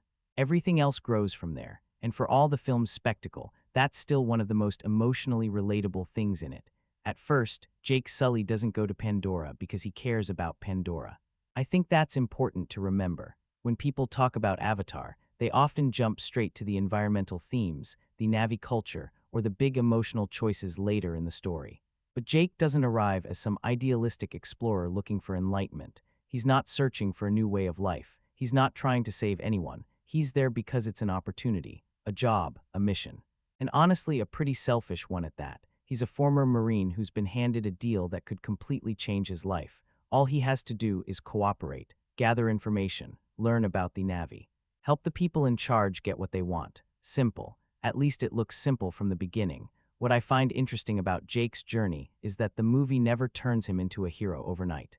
His connection to Pandora doesn't happen because of one speech or one dramatic revelation. It happens gradually, almost by accident. First, he's curious, then he's impressed, then he's invested. And before he realizes it, he's emotionally attached. That's a much more believable progression. The early version of Jake sees Pandora almost like a tourist sees a new country. Everything is strange. Everything is exciting. The wildlife, the landscapes, the culture, the freedom that comes with his avatar body, it all feels new. But underneath that excitement, he's still working for the people who sent him there. He's still reporting back, still collecting information, still playing both sides, and for a while he probably convinces himself that's fine. The thing is, Pandora keeps getting in the way of that mindset. The longer Jake stays there, the harder it becomes to look at the Na'vi as part of a mission objective. They stop being data. They stop being obstacles. They stop being people he's supposed to understand for strategic reasons. They become people. That's where the transformation really begins. Not in the action scenes, not in the battles, in the smaller moments. Learning their customs, learning how they hunt, learning how they communicate with the world around them. Learning what matters to them. The movie spends a lot of time on those details, and I think that's intentional. Cameron isn't trying to show Jake falling in love with Pandora all at once. He's showing him becoming part of it piece by piece. And what's clever is that the audience is going through a similar process. The more Jake learns, the more we learn. The more he understands, the more we understand. So when his loyalty starts shifting, it doesn't feel forced. It feels earned. There's also something deeper happening underneath all of this. Jake begins the movie with a military mindset. Problems have objectives. Missions have targets. Success has clear measurements. That's the world he comes from. Pandora doesn't operate that way. The Na'vi don't measure life in terms of profit, territory, or strategic advantage. Their connection to the environment changes the way Jake sees things, not immediately, but steadily. And that's what makes his journey more interesting than people sometimes give it credit for. It's not just cultural adaptation, it's perspective changing. The values he arrives with slowly stop making sense in the world he's living in. At first, he thinks he's observing Pandora. Eventually, Pandora starts changing him. That's a huge difference. One of my favorite aspects of the character arc is that Jake doesn't simply discover that the military and corporate leaders are wrong. Deep down, he already knows some of their behavior feels wrong long before he openly admits it. The real struggle is accepting what that realization means, because once he fully embraces Pandora, there's no easy way back. Every day he spends with the Na'vi makes that choice harder. Every new friendship, every lesson, every experience, every connection. He's building a life that directly conflicts with the mission he was sent to accomplish. And that's where the emotional tension comes from. Jake isn't trapped between good and evil. He's trapped between belonging and obligation, between who he was and who he's becoming. That's much more compelling. The best scenes in his journey aren't necessarily the dramatic confrontations. They're the moments where you can see his priorities quietly changing, moments where he stops acting like a visitor and starts acting like someone who genuinely cares. It's subtle at first, then suddenly it isn't. Before long, Pandora isn't a place he's studying anymore. It's a place he's defending, and that shift feels natural because the movie spends so much time building the relationship. Not just between Jake and Neytiri, not just between Jake and the Na'vi, between Jake and Pandora itself. That's really what the story is about. A lot of movies tell us a character has changed. Avatar actually lets us watch the process happen. It's messy, it's gradual. Sometimes Jake resists it, sometimes he embraces it, sometimes he seems caught somewhere in between. That uncertainty helps. Real change usually isn't clean. By the time the larger conflict explodes, the audience already knows where Jake stands emotionally, even before he fully commits to a side. His decision doesn't feel like a plot twist. It feels like the inevitable result of everything we've watched him experience. And that's why the arc works, not because it's completely original. Honestly, it isn't. Stories about outsiders joining a new culture have existed forever. What matters is that Avatar commits to the emotional journey. It gives Jake enough time to evolve from someone carrying out a mission to someone who genuinely loves the world he's been sent to infiltrate. That's a powerful transformation. Because in the beginning, Pandora is just a destination. Then it becomes an experience. Then it becomes a home. And somewhere along the way, without really noticing it, Jake stops asking what he can take from Pandora and starts asking what he can do for it. That's the moment his journey truly comes together, not when he changes sides, when he changes himself. The relationship between Jake Sully and Neytiri is probably one of the most debated parts of Avatar. Not because it's terrible, not because it's amazing, because it's somewhere in between, and people's reactions to it seem to depend entirely on what they wanted from the movie. I've seen people describe it as deeply emotional, the heart of the entire story. I've also seen people dismiss it as predictable and underdeveloped. And honestly, after revisiting the film, I can understand both perspectives. The romance isn't particularly original. You can see where it's heading pretty early on. The outsider enters a new world. He meets someone who doesn't trust him. They clash. They spend time together. Mutual respect develops. Feelings follow. It's a story structure that's been around forever. Avatar isn't trying to reinvent that formula. What it tries to do instead is build the relationship through experience, and I think that's where it works best. When Jake first meets Neytiri, there's no instant chemistry, no magical moment where the movie suddenly becomes a love story. If anything, she's annoyed by him, suspicious of him.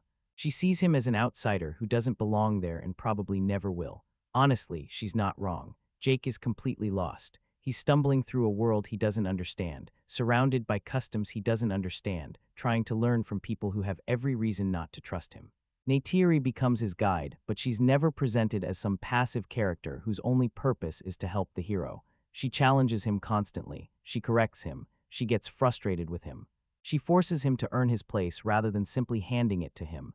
That dynamic helps the relationship, because before there's romance, there's friction, and friction is usually more interesting. Some of my favorite moments between them aren't the overtly romantic scenes at all. They're the quieter interactions where Neytiri is teaching Jake how Pandora works, how to hunt, how to move through the environment, how to respect things he previously ignored. What makes those scenes effective is that Jake isn't just learning about Pandora, he's learning about Neytiri, and Neytiri is learning about him. The relationship develops through shared experiences rather than dramatic speeches, at least for a while. What's interesting is that the romance is closely tied to Jake's larger transformation.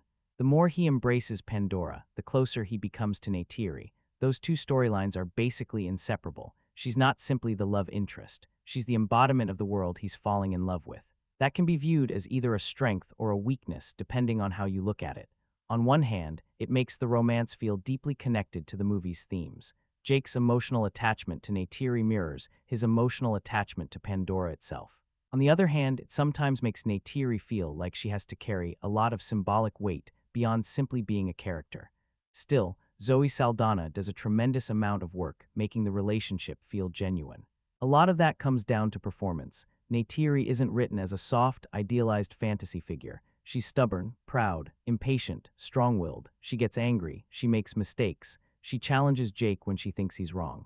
Those qualities make her feel more real than the romance itself sometimes does. Because let's be honest, there are moments where the relationship follows a very familiar path. You can practically see certain story beats coming from miles away. The movie isn't exactly hiding where things are headed, but familiarity isn't always a deal-breaker. What matters is whether you care. And I think Avatar does enough to make most viewers care, not necessarily because the romance is groundbreaking, but because the emotional foundation is understandable. Jake admires Neytiri long before he loves her. He respects her.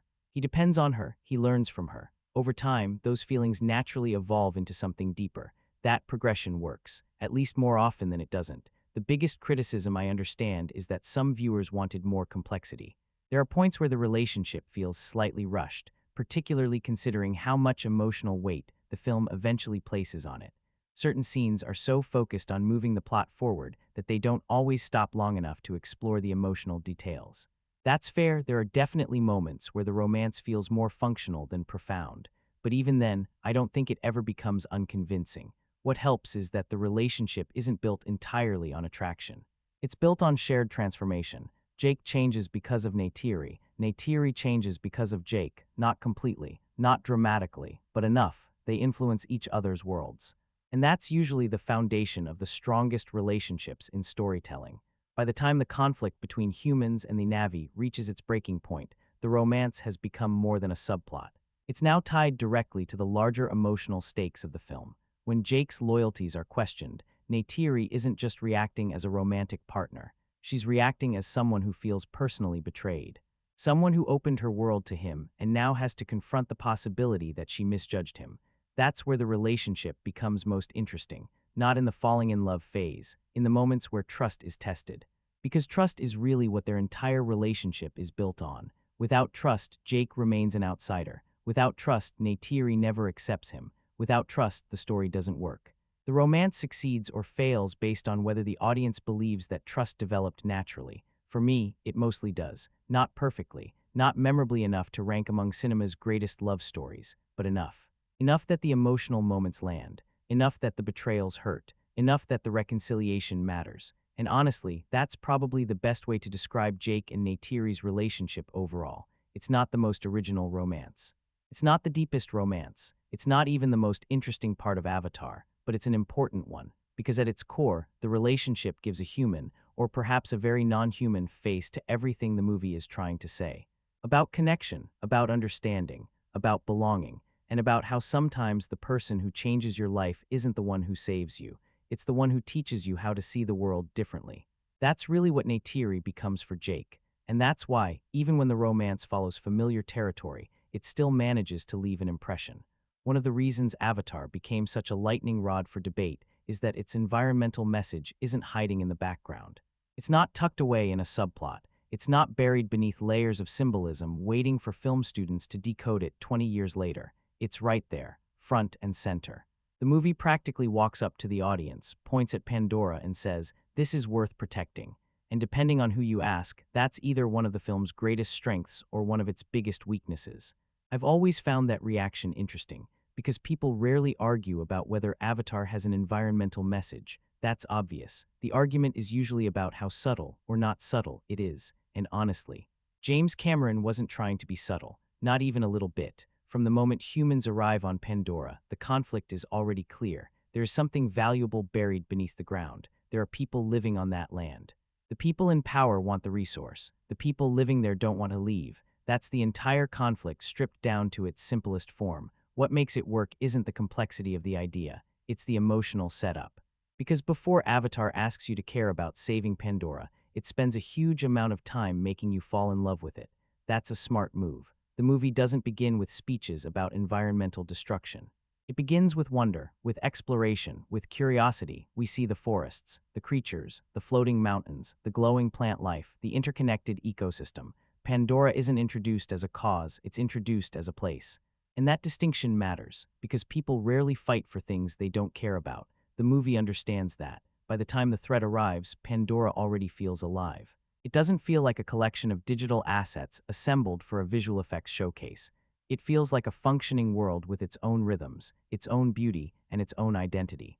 So when destruction enters the picture, the audience has an emotional reaction before they even have an intellectual one. You don't need a character to explain why it matters. You've already seen why it matters. That's probably the strongest part of the environmental theme. It's experienced before it's discussed. Now, to be fair, Avatar's perspective isn't exactly balanced. The film draws a very clear line between those who live in harmony with nature and those who see nature as something to be extracted, controlled, or removed when it becomes inconvenient. There isn't a lot of gray area. The Na'vi are deeply connected to their environment. The corporate and military forces are primarily focused on what the environment can provide them. Some critics found that simplistic, and I get that. Real-world environmental issues are usually messier than what Avatar presents. They involve competing needs, competing interests, and complicated realities. Avatar isn't really interested in that complexity. It's telling a myth. And myths often operate in broader strokes. The movie is less concerned with policy and more concerned with values. What do you choose to protect? What do you choose to sacrifice? What happens when profit becomes more important than preservation? Those questions drive the story far more than any detailed political argument. What's interesting is that the environmental theme is woven into almost every part of Pandora itself. The Na'vi don't simply live in nature. They exist as part of it. Their spiritual beliefs are tied to it. Their culture grows from it. Their understanding of life and death comes from it. Even their relationships with animals are built around connection rather than domination. The movie keeps reinforcing the idea that everything on Pandora is linked together, not just physically, emotionally, spiritually, biologically. The entire ecosystem feels like one giant living network. Whether you find that beautiful or a little idealized probably depends on your personal taste, but it undeniably gives the film a strong identity. And honestly, I think that's why the environmental message resonated with so many people, not because it was revolutionary. We've seen environmental themes in movies before, not because it was subtle. It definitely wasn't. It resonated because the movie gave audiences something tangible to care about. You spend enough time exploring Pandora that losing it starts to feel painful. That's effective storytelling. There's also something fascinating about the way Avatar frames humanity's relationship with nature. The humans arrive seeing Pandora primarily as a resource. The Na'vi see it as a home. That difference in perspective becomes the entire emotional foundation of the conflict.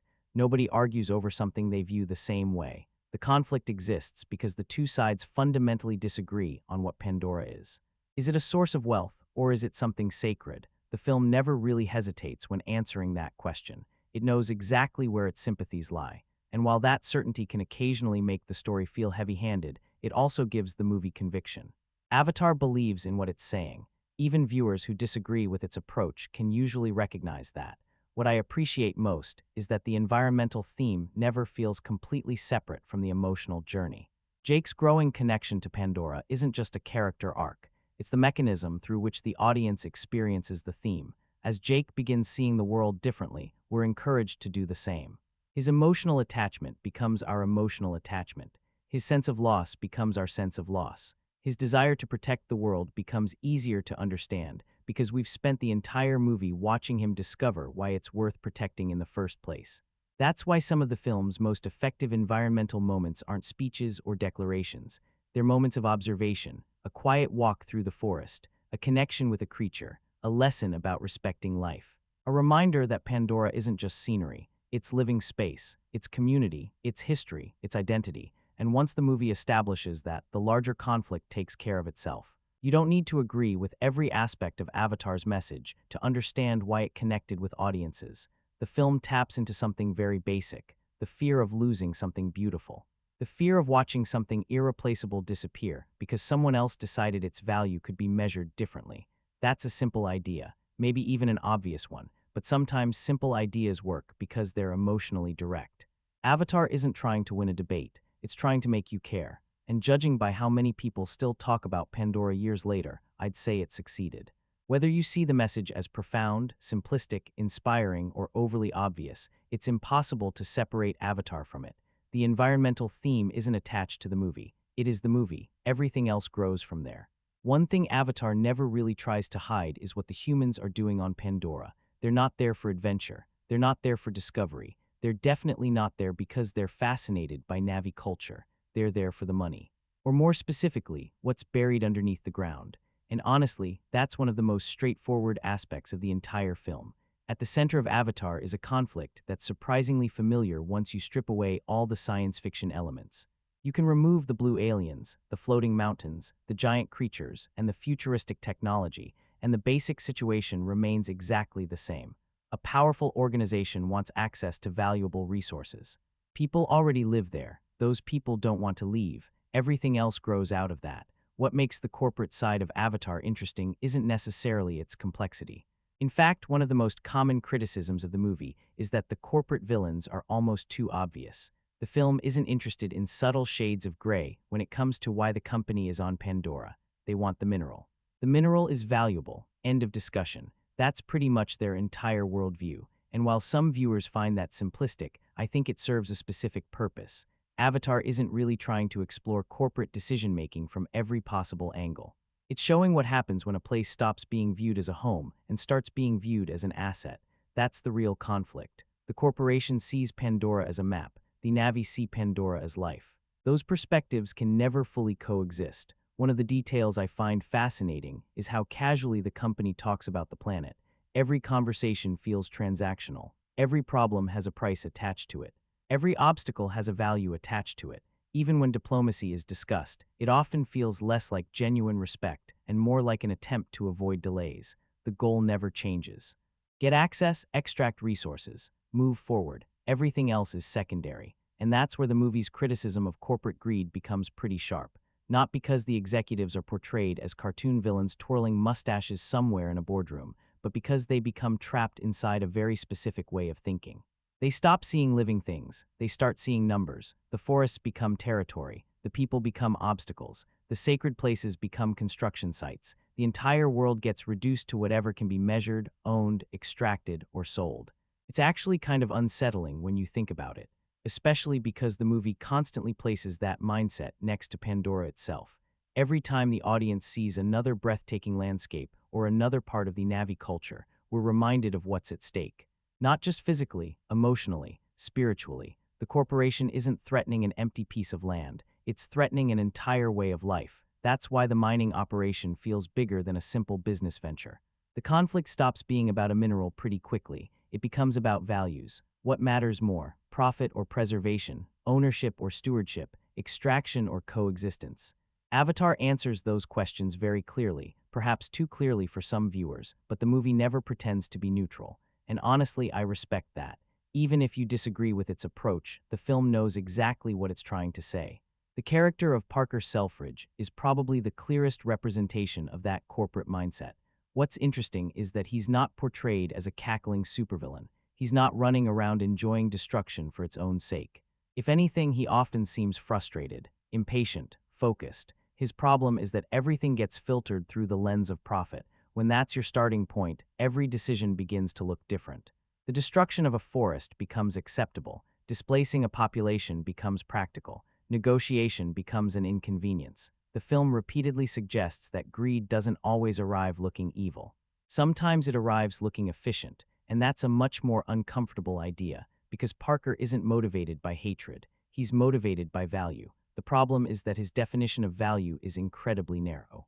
What's fascinating is how often Avatar frames the corporation's actions as completely disconnected from the world they're operating in. The people in charge understand the price of unobtainium. They understand market value. They understand logistics, but they don't understand Pandora. Not really. They don't understand why the Na'vi refuse to move. They don't understand why certain locations matter. They don't understand why some things can't simply be replaced. To them, it's irrational. To the Na'vi, it's obvious. That disconnect fuels almost every major conflict in the film. And it creates one of Avatar's strongest recurring ideas, the danger of reducing everything to a commodity. Once a place becomes valuable only because of what's underneath it, everything living above it becomes expendable. The movie returns to that idea again and again, sometimes subtly, sometimes with the cinematic equivalent of a giant flashing sign. Either way, it never lets the audience forget it. What's interesting is that the corporation doesn't see itself as the villain. That's another small detail I appreciate. From their perspective, they're solving problems, acquiring resources, expanding opportunities, moving civilization forward. The language sounds reasonable until you look at the consequences. That's where Avatar becomes effective. It constantly forces the audience to compare the language of progress with the reality of destruction. And the gap between those two things becomes impossible to ignore. Of course, some people argue that the film oversimplifies the issue. That's fair. The corporate side rarely gets the same emotional depth that Pandora receives. The movie clearly wants the audience on one side of the conflict. There isn't much ambiguity, but even when the execution feels broad, the core idea remains powerful. What happens when a corporation values a resource more than the world containing it? Avatar's answer is devastatingly simple. Everyone loses, not immediately, not all at once, but eventually. Because once greed becomes the primary lens through which everything is viewed, the ability to recognize intrinsic value begins to disappear. And that's really what the mining of Pandora represents. Not just environmental destruction. Not just colonization. Not just exploitation. A failure of perspective. The inability to see something beautiful without immediately calculating what it can be turned into. That's why the conflict resonates. The audience has already fallen in love with Pandora long before the corporation begins tearing it apart. We've seen the forests, the creatures, the culture, the connections between everything. So when the machines arrive, the emotional reaction isn't based on politics or economics. It's based on loss. We know what stands to disappear. And because of that, the mining operation feels less like an industrial project and more like a threat hanging over an entire world. That's what makes Avatar's corporate greed storyline work. Not because it's subtle, not because it's complicated, because it's personal. The film makes us care about Pandora first. Then it shows us what happens when someone decides Pandora is worth more as a resource than as a living place. And honestly, that's a conflict audiences understand immediately, even beneath all the science fiction spectacle. Maybe especially beneath it. One thing Avatar never gets accused of is being subtle, especially when it comes to the military. From the moment Colonel Quaritch walks onto the screen, the movie makes its position pretty clear. This isn't one of those stories where you're constantly wondering which side you're supposed to support. James Cameron draws the battle lines early and spends the rest of the film exploring what happens when military power becomes the default solution to every problem. And honestly, whether you agree with the message or not, there's no missing it. The interesting thing is that Avatar isn't really anti-soldier. It's anti-mindset. There's a difference. Jake Sully starts the film as a Marine. Several characters connected to the military are shown with varying degrees of humanity, doubt, or moral conflict. The movie isn't saying that everyone in uniform is automatically the villain. What it questions is the belief that force can solve problems that understanding never got the chance to address. That's where Quaritch comes in. He's one of the most memorable characters in the movie, partly because Stephen Lang plays him with so much confidence that he practically walks through the film like he's already won. Every sentence sounds like an order. Every decision sounds final. Every obstacle looks like something to be crushed rather than understood.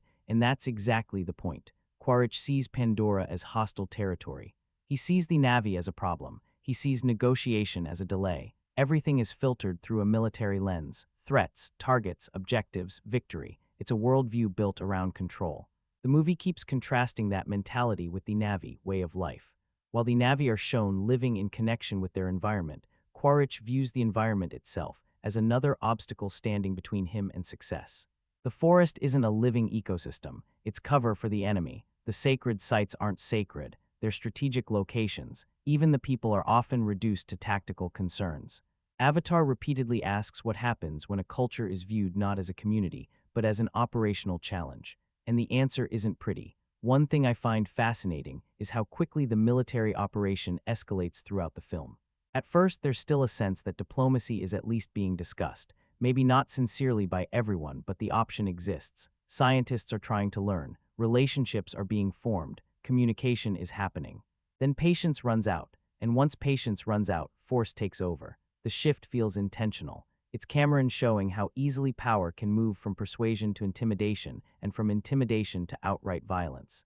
What's interesting is that Quaritch never seems to think he's doing anything wrong. That's actually what makes him effective as a character. He's not sitting around plotting evil for the sake of evil. He genuinely believes strength is the answer. He believes action is preferable to discussion. He believes overwhelming force will solve the situation. The film's criticism comes from showing the consequences of that belief, because every escalation creates more damage. Every act of aggression widens the divide. Every attempt to impose control creates more resistance. The military approach becomes a self-fulfilling cycle. The harder they push, the harder Pandora pushes back. And that's where Avatar's anti-war message becomes strongest. Not in speeches, not in slogans, in consequences. The film repeatedly shows destruction falling on people who didn't ask for the conflict. Communities are disrupted. Lives are lost. Places that carry deep cultural meaning are destroyed in minutes. And the tragedy is that none of it feels necessary, at least not from the audience's perspective. We've spent enough time with Pandora by that point to understand what is being lost. The violence isn't abstract anymore. It's personal. That's why some of the most effective scenes in the film aren't actually the battles themselves. They're the moments immediately before or immediately after them. The anticipation, the fear, the aftermath. Those moments carry emotional weight because the movie has already established what is at stake. And while Avatar is often remembered for its visual spectacle, I think this aspect of the story is part of why it resonated so strongly with some viewers. Beneath the science fiction setting is a very recognizable fear. The idea that powerful institutions can become so focused on winning that they stop asking whether the fight should happen in the first place. The movie doesn't hide its skepticism toward military solutions. In fact, it practically shouts it. Some viewers appreciate that conviction. Others find it heavy-handed. Honestly, I can understand both reactions. There are definitely moments where Avatar's message feels broad rather than nuanced. The military side isn't given a great deal of complexity. Quaritch, in particular, often feels less like a person and more like the physical embodiment of aggression. But even when the portrayal becomes exaggerated, the underlying idea remains effective. The film is asking a simple question: what happens when power listens only to itself? And throughout Avatar, the answer is almost always destruction. What's especially interesting is how Jake's journey fits into all of this. He begins the story sharing many of the assumptions that come with his military background. He understands missions, objectives, chains of command. Over time, he starts realizing that not every conflict can be solved through dominance. That realization becomes one of the defining changes in his character.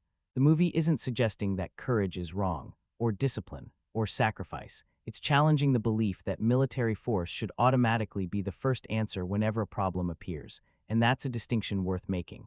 By the time Avatar reaches its final act, the conflict has transformed into something much larger than a fight over resources.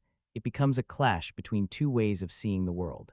One side believes strength grants the right to take. The other believes connection creates responsibility. The battle itself is spectacular, but the ideas underneath it are what give it meaning.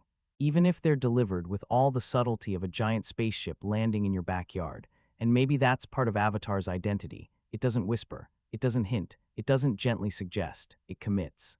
For better or worse, James Cameron makes his point with complete confidence. The anti-war message isn't hidden beneath the action, it's embedded inside it. Every explosion, every attack, every loss, every decision. The movie keeps returning to the same idea. When force becomes the only language people are willing to speak, everyone ends up paying the price. That's the warning running through Avatar from beginning to end. And regardless of where you stand on the film's politics, it's hard to deny that the message leaves an impression. Avatar is not exactly quiet about its colonial allegory. Honestly, it puts it right on the surface. You have an outside force arriving on someone else's land, deciding that the land is valuable, deciding that the people living there are inconvenient, and then slowly moving from negotiation to pressure to open violence. The sci-fi setting may be distant, but the pattern is very recognizable. That is probably why the film immediately reminded so many viewers of older stories about conquest, occupation, and indigenous displacement. Pandora is not presented as empty land. That matters. The humans may talk about resources, strategy, and mining rights, but the film keeps reminding us that this place already has a history. It has people. It has customs. It has sacred spaces. It has memory. The Na'vi are not just standing in the way of progress. From their point of view, the humans are walking into their home, and acting like ownership is something that can be decided from outside.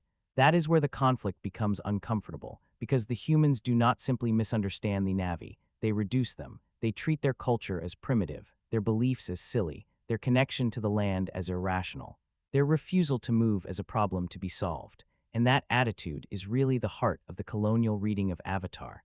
The danger is not only that one group has better weapons. It is that one group believes its power gives it the right to define reality for everyone else. The Na'vi say this land is sacred. The corporation says it is valuable. The military says it is strategic.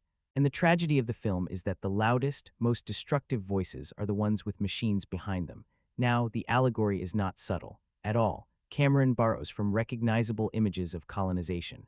Native people defending ancestral land, outsiders arriving with technology and weapons, spiritual traditions dismissed by invaders, and a world being damaged in the name of expansion.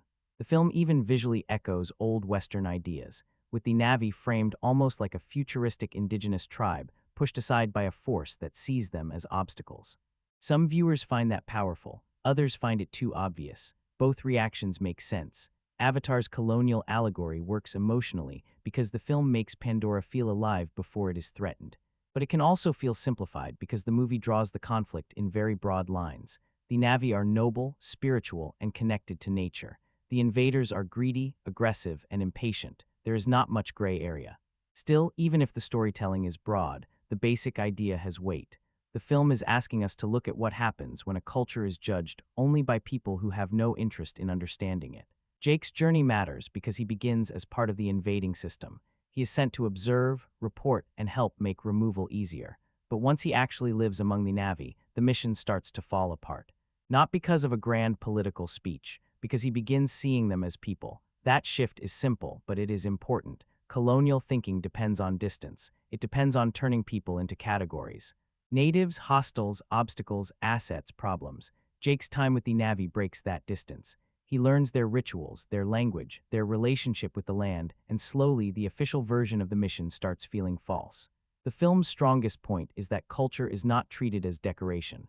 For the Na'vi, their land, religion, hunting practices, family structures, and identity are all connected.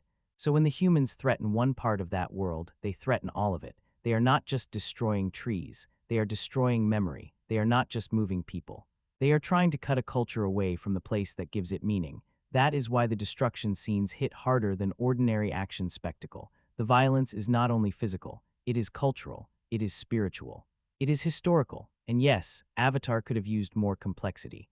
The allegory would probably be stronger if the human side had more nuance, or if the Na'vi were allowed to exist with more internal conflict and contradiction. Sometimes the film's noble people versus greedy invaders framing feels too plain, but the emotional force is still there, because the movie understands one basic truth. When someone calls a place untouched, they often mean untouched by them. Pandora is not untouched, it is lived in, loved, named, protected, remembered. The humans arrive as if they are discovering something. The Na'vi know they are invading something. That difference is the whole movie. So while Avatar's colonial allegory may not be subtle, it is hard to miss its purpose. It uses science fiction to retell an old story of land, power, extraction, and resistance. And even if the message comes with heavy strokes, it still gives the film a moral spine. This is not just a story about aliens fighting humans. It is a story about what happens when one civilization decides another civilization matters less than what lies beneath its feet. If there's one criticism of Avatar that has survived almost every argument, every box office record, every technical achievement, and every rewatch, it's this: the story is pretty simple. And honestly, that's not an unfair criticism. What's interesting is that people often talk about Avatar as if the simplicity of the story was some shocking discovery. It really isn't. The movie almost tells you exactly where it's going from the moment it begins. A soldier arrives in a foreign world. He's sent there with a mission. He meets people he's supposed to observe. He learns their culture. He begins questioning his own side. He falls in love. The conflict escalates. He chooses where his loyalties belong. Even if you've never seen Avatar before, chances are you can predict most of those beats long before they happen, and the film never really tries to outsmart you. There aren't many major twists. There aren't layers of mystery waiting to be uncovered. There isn't some huge revelation halfway through that completely changes your understanding of the story. Avatar plays its cards face up. The question isn't what happens. The question is, do you care when it happens? That's a very different type of storytelling. Some movies thrive on surprise. Avatar thrives on inevitability. You can often see the destination from miles away, but Cameron's goal is to make the journey engaging enough that you still want to go there. Whether that works probably depends on what you're looking for. If you're someone who loves intricate plotting, unexpected turns, morally ambiguous characters, and narratives that constantly challenge your expectations, Avatar can feel frustratingly straightforward. There are scenes where you know exactly how they're going to end before they begin. You know which relationships will develop. You know which alliances will break. You know which conflicts are heading toward collision. The film rarely disguises its intentions. In fact, sometimes it almost seems proud of how direct it is. And yet, I don't think simplicity automatically equals weakness. That's where discussions about Avatar get interesting. Because while the structure is familiar, the emotional accessibility is part of why the movie connected with such a huge audience. You don't need a flowchart to follow what's happening. You don't need to memorize 10 different political factions. You don't need to keep track of complicated timelines or hidden motivations. The story is clear, almost aggressively clear, and there is value in that. The problem is that the simplicity occasionally crosses over into predictability. There are moments where the film feels less like it's unfolding naturally and more like it's checking off expected story beats. The outsider gains acceptance. The romance develops, the betrayal occurs, the redemption arrives, the final battle begins. The structure is so recognizable that some viewers spend the movie waiting for scenes rather than being surprised by them. I think that's where a lot of the criticism comes from, not because the story is bad, because it feels familiar, very familiar. Avatar often operates like a modern myth or fable rather than a complex character drama. The themes are broad, the emotional conflicts are clear, the heroes and villains are generally easy to identify. The movie isn't interested in making the audience work hard to understand its intentions. It wants the audience focused elsewhere, on Pandora, on the visuals, on the experience, and that's probably the most important thing to understand about Avatar's storytelling. The plot is often functioning as a delivery system, a way to move viewers through this incredible world Cameron has built. That doesn't mean the story is unimportant. It just means the movie's priorities are different. There were times watching Avatar where I found myself realizing that I wasn't particularly invested in discovering what would happen next. I was invested in seeing where the film would take me next. That's a subtle distinction, but it matters. The world building creates much of the curiosity that the plot itself sometimes lacks. You may know Jake will eventually become closer to the Na'vi. What you don't know is what new part of Pandora you're about to see. You may predict the eventual conflict. What you don't know is how spectacularly Cameron intends to stage it. In that sense, Avatar often succeeds despite its predictability rather than because of it. The story provides a stable foundation. The world provides the wonder. Still, there are moments where I wish the screenplay had taken more risks, a little more ambiguity, a few more unexpected choices, some additional complexity in the character dynamics. The film occasionally feels like it's one layer away from becoming truly great as a piece of writing. The emotional beats work, but they're often presented in the most obvious way possible. The themes work, but they're rarely challenged. The structure works, but it's rarely surprising. That's the recurring feeling I get with Avatar, not disappointment, potential. The sense that the movie achieves so much in other areas that you start imagining what it could have been with a more adventurous script. And yet, here's the strange thing. Despite all those criticisms, the simplicity might actually be part of the reason the film became such a global phenomenon, because audiences around the world didn't need to wrestle with the narrative. The emotional journey was immediately understandable. The stakes were clear. The conflicts were clear. The choices were clear. Avatar speaks a cinematic language that almost anyone can follow. And when you're trying to introduce viewers to an entirely new world, maybe that simplicity becomes an advantage rather than a flaw. James Cameron didn't build Pandora around a complicated story. He built a complicated world around a simple story. That's an important distinction. Whether you view that as a strength or a weakness probably depends on what you value most in filmmaking. Personally, I think the criticism is valid.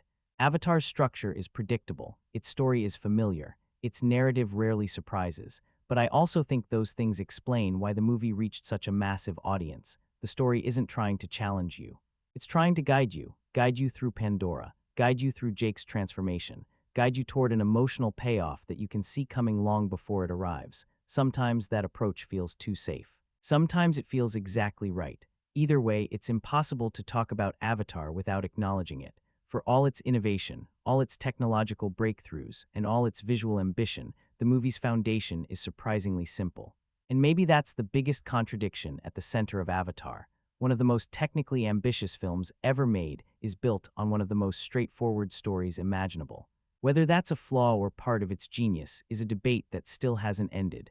It's almost impossible to talk about Avatar without eventually arriving at the comparison debate. You know the one.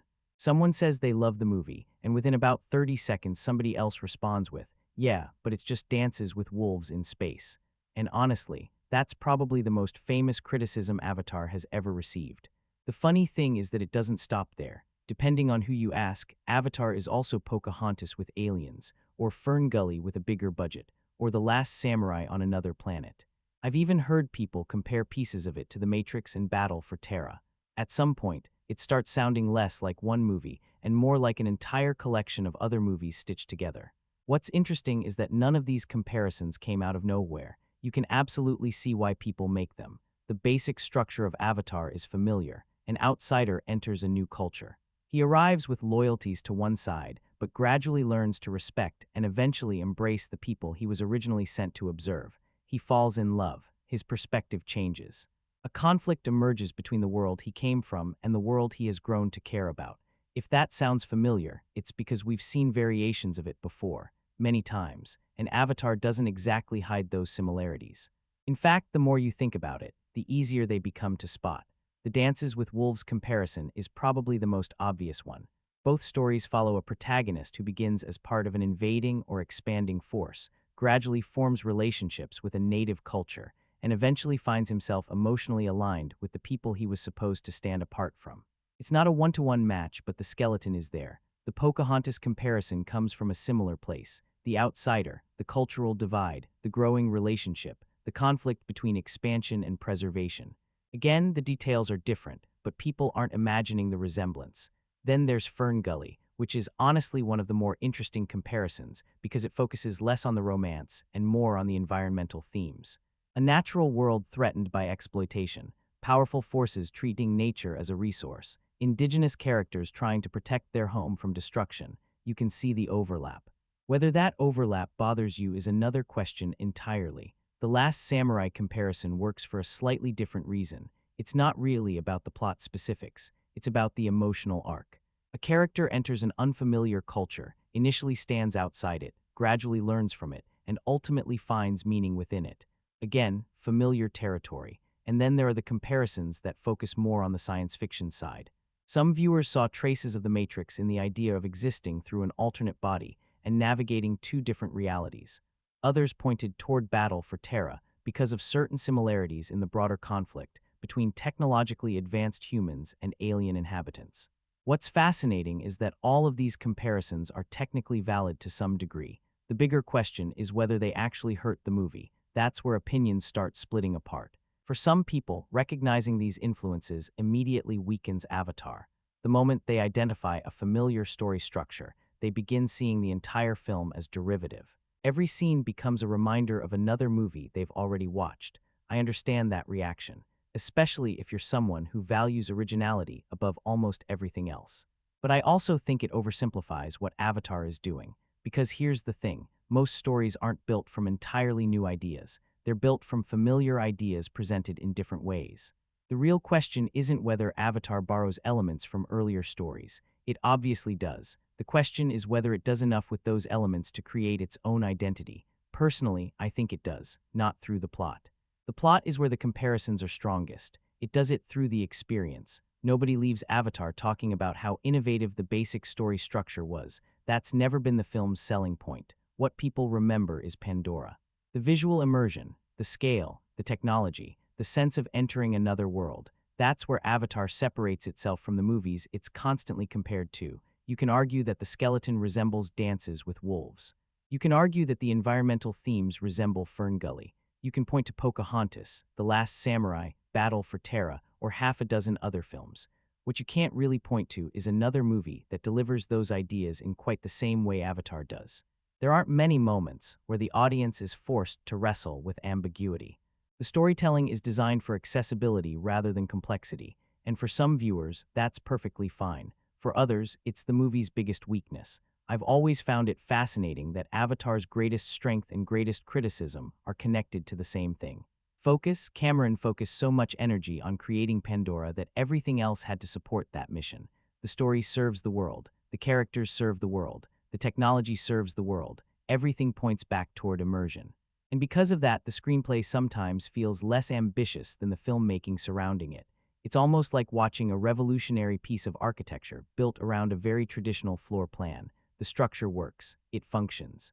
It guides you where you need to go, but the innovation is happening elsewhere. That's not necessarily a bad thing, it's just a different priority. The problem is that audiences often expect greatness in every category when a movie becomes this successful. If the visuals are revolutionary, they expect the writing to be revolutionary. If the world building is revolutionary, they expect the characters to be revolutionary. Avatar doesn't really offer that. Instead, it delivers one of the most immersive cinematic experiences ever created, while telling a story that's intentionally familiar. That's why people keep having the same argument 15 years later. One side looks at Avatar and says, the story is weak. The other side looks at Avatar and says, you're missing the point. And honestly, both sides have a case, because there are moments where the writing genuinely feels underwhelming compared to the visual imagination on display. Some characters are broad, some dialogue feels clunky, some plot developments are easy to predict long before they happen. Those criticisms are real, you can feel them. At the same time, there's something slightly unfair about judging Avatar exclusively as a screenplay. Cinema isn't just writing, it's image, it's sound, it's atmosphere, it's emotion, it's immersion. It's the experience of sitting in a dark room and feeling transported somewhere else. Avatar excels in those areas to such an extent that many viewers are willing to forgive its storytelling shortcomings. In fact, that's probably why the movie remains so fascinating as a case study. Most films are remembered because of their stories. Avatar is remembered because of how it felt. People remember entering Pandora. They remember the floating mountains. They remember the flying sequences. They remember the glowing forests. They remember the sensation of seeing something that felt new. That's a different type of achievement. And I think that's where the technical milestone versus weak storytelling debate becomes slightly misleading, because it assumes the two things are competing. They're not. Avatar's technical accomplishments are part of the storytelling. The world building is storytelling. The visual immersion is storytelling. The emotional connection to Pandora is storytelling. The movie communicates through spectacle in the same way other films communicate through dialogue or character complexity. That doesn't mean the screenplay is beyond criticism. Far from it. But it does mean that reducing Avatar to great visuals, weak story, feels a little too simplistic. The film is more complicated than that. Its storytelling may be conventional, but its delivery is anything but. And maybe that's why the conversation never really ends. Avatar is simultaneously one of the most technologically advanced films ever made and one of the most narratively familiar. It's groundbreaking and predictable, innovative and traditional, visionary and simplistic. Most movies fall clearly into one category. Avatar somehow lives in both. That's what makes it so difficult to evaluate. And honestly, that's also what makes it so interesting, because even people who don't love Avatar still end up talking about it, still debating it, still comparing it, still trying to decide whether its technological achievements outweigh its storytelling flaws. The fact that we're still having that conversation all these years later might be the strongest evidence that Cameron created something significant. Not perfect, not flawless, but significant. A film that changed cinema while simultaneously reminding everyone that technical innovation and narrative depth aren't always the same thing. And whether you see that as a compromise or a triumph probably determines how you feel about Avatar as a whole. At the end of the day, Avatar isn't flawless cinema, and it doesn't pretend to be. It's not going to win awards for screenplay innovation, or for perfectly layered characters, or for subtle dialogue. But what it does do is deliver spectacle in a way that few films have ever managed. And sometimes that's more than enough. Watching it, you realize that Cameron wasn't trying to make a quiet, understated piece of art. He was building a world. He was creating an experience. Every frame, every flight, every glowing forest is designed to take your breath away. And it does, over and over again. You can critique the story, the dialogue, the pacing, but the visuals, the music, the action, the emotional hooks, they're designed to hit hard, and they do. Avatar works as entertainment on a scale that's hard to overstate. It's thrilling, immersive, awe-inspiring, and occasionally heart-wrenching. It's a ride that doesn't let you go. Even when the plot is predictable or the characters are broad, you're still drawn into Pandora, still captivated by the flying sequences, still marveling at the creatures, still feeling the stakes. It's a movie that's alive, it's fun. It's mesmerizing, and it's ambitious in ways that go far beyond the typical blockbuster. But it's also human in the sense that it has flaws. You notice the exposition-heavy scenes, the predictable turns, the broad villains, but somehow those flaws never fully diminish the experience. The spectacle carries the film, and your emotional investment follows. So if you're looking for perfect cinema, a story that will stand up to every literary or narrative scrutiny, Avatar may frustrate you. But if you're looking for a film that can make you gasp, smile, cheer, and even shed a tear, one that can transport you to a world you've never seen before, then it succeeds beautifully. Avatar isn't flawless. It's not subtle. It's not entirely original, but it is spectacular. And sometimes, spectacular is exactly what you want in a movie theater. Sometimes, it's enough to leave you remembering the experience long after the credits roll, thinking, I've never seen anything like that before. That's the enduring power of Avatar. It may not be perfect, but it's unforgettable. It's impossible to talk about Avatar without acknowledging its lasting impact on cinema. Even years after its release, the film continues to influence how filmmakers think about world building, visual storytelling, and the possibilities of digital filmmaking. Cameron didn't just make a movie, he set a new standard. When Avatar came out, audiences had seen CGI, motion capture, and 3D before, but not like this. The level of detail in Pandora, the forests, the fauna, the floating mountains, was unprecedented. The performance capture technology allowed actors to convey emotion through entirely digital bodies in ways that had never felt this alive on screen. It changed the game. Suddenly, other filmmakers had to reconsider what was possible in a blockbuster. But the impact isn't just technical. Avatar also showed studios that audiences were willing to invest in spectacle when it was paired with emotional stakes. People flocked to theaters, not just to see pretty images, but to feel immersed in another world. Cameron demonstrated that blockbuster entertainment could also be immersive, ambitious, and emotionally engaging, all at once. The ripple effect of Avatar is everywhere. Films that followed had to contend with raised expectations for visual fidelity and immersive world building. 3D became more than a gimmick, it became a storytelling tool. The bar for motion capture performances suddenly felt higher. And even beyond technology, the film encouraged a reconsideration of the kinds of narratives that could be told in fantastical or alien settings. Some may argue that its story flaws prevent it from being a true masterpiece, and that's fair. But impact isn't always about perfection. Avatar changed the conversation about what blockbuster filmmaking could achieve, and it inspired a generation of filmmakers and audiences alike to think bigger. The fact that people still debate its merits, revisit it on Blu-ray or IMAX, and reference it in discussions about cinematic milestones is proof enough. Avatar didn't just entertain, it left a mark. It expanded the vocabulary of visual storytelling and made future filmmakers ask themselves, how do I create a world that feels this alive? Game-changing status doesn't require perfection. It requires vision. Cameron had it. And that's why, for better or worse, Avatar remains a cinematic touchstone, a film whose influence will be felt for decades to come.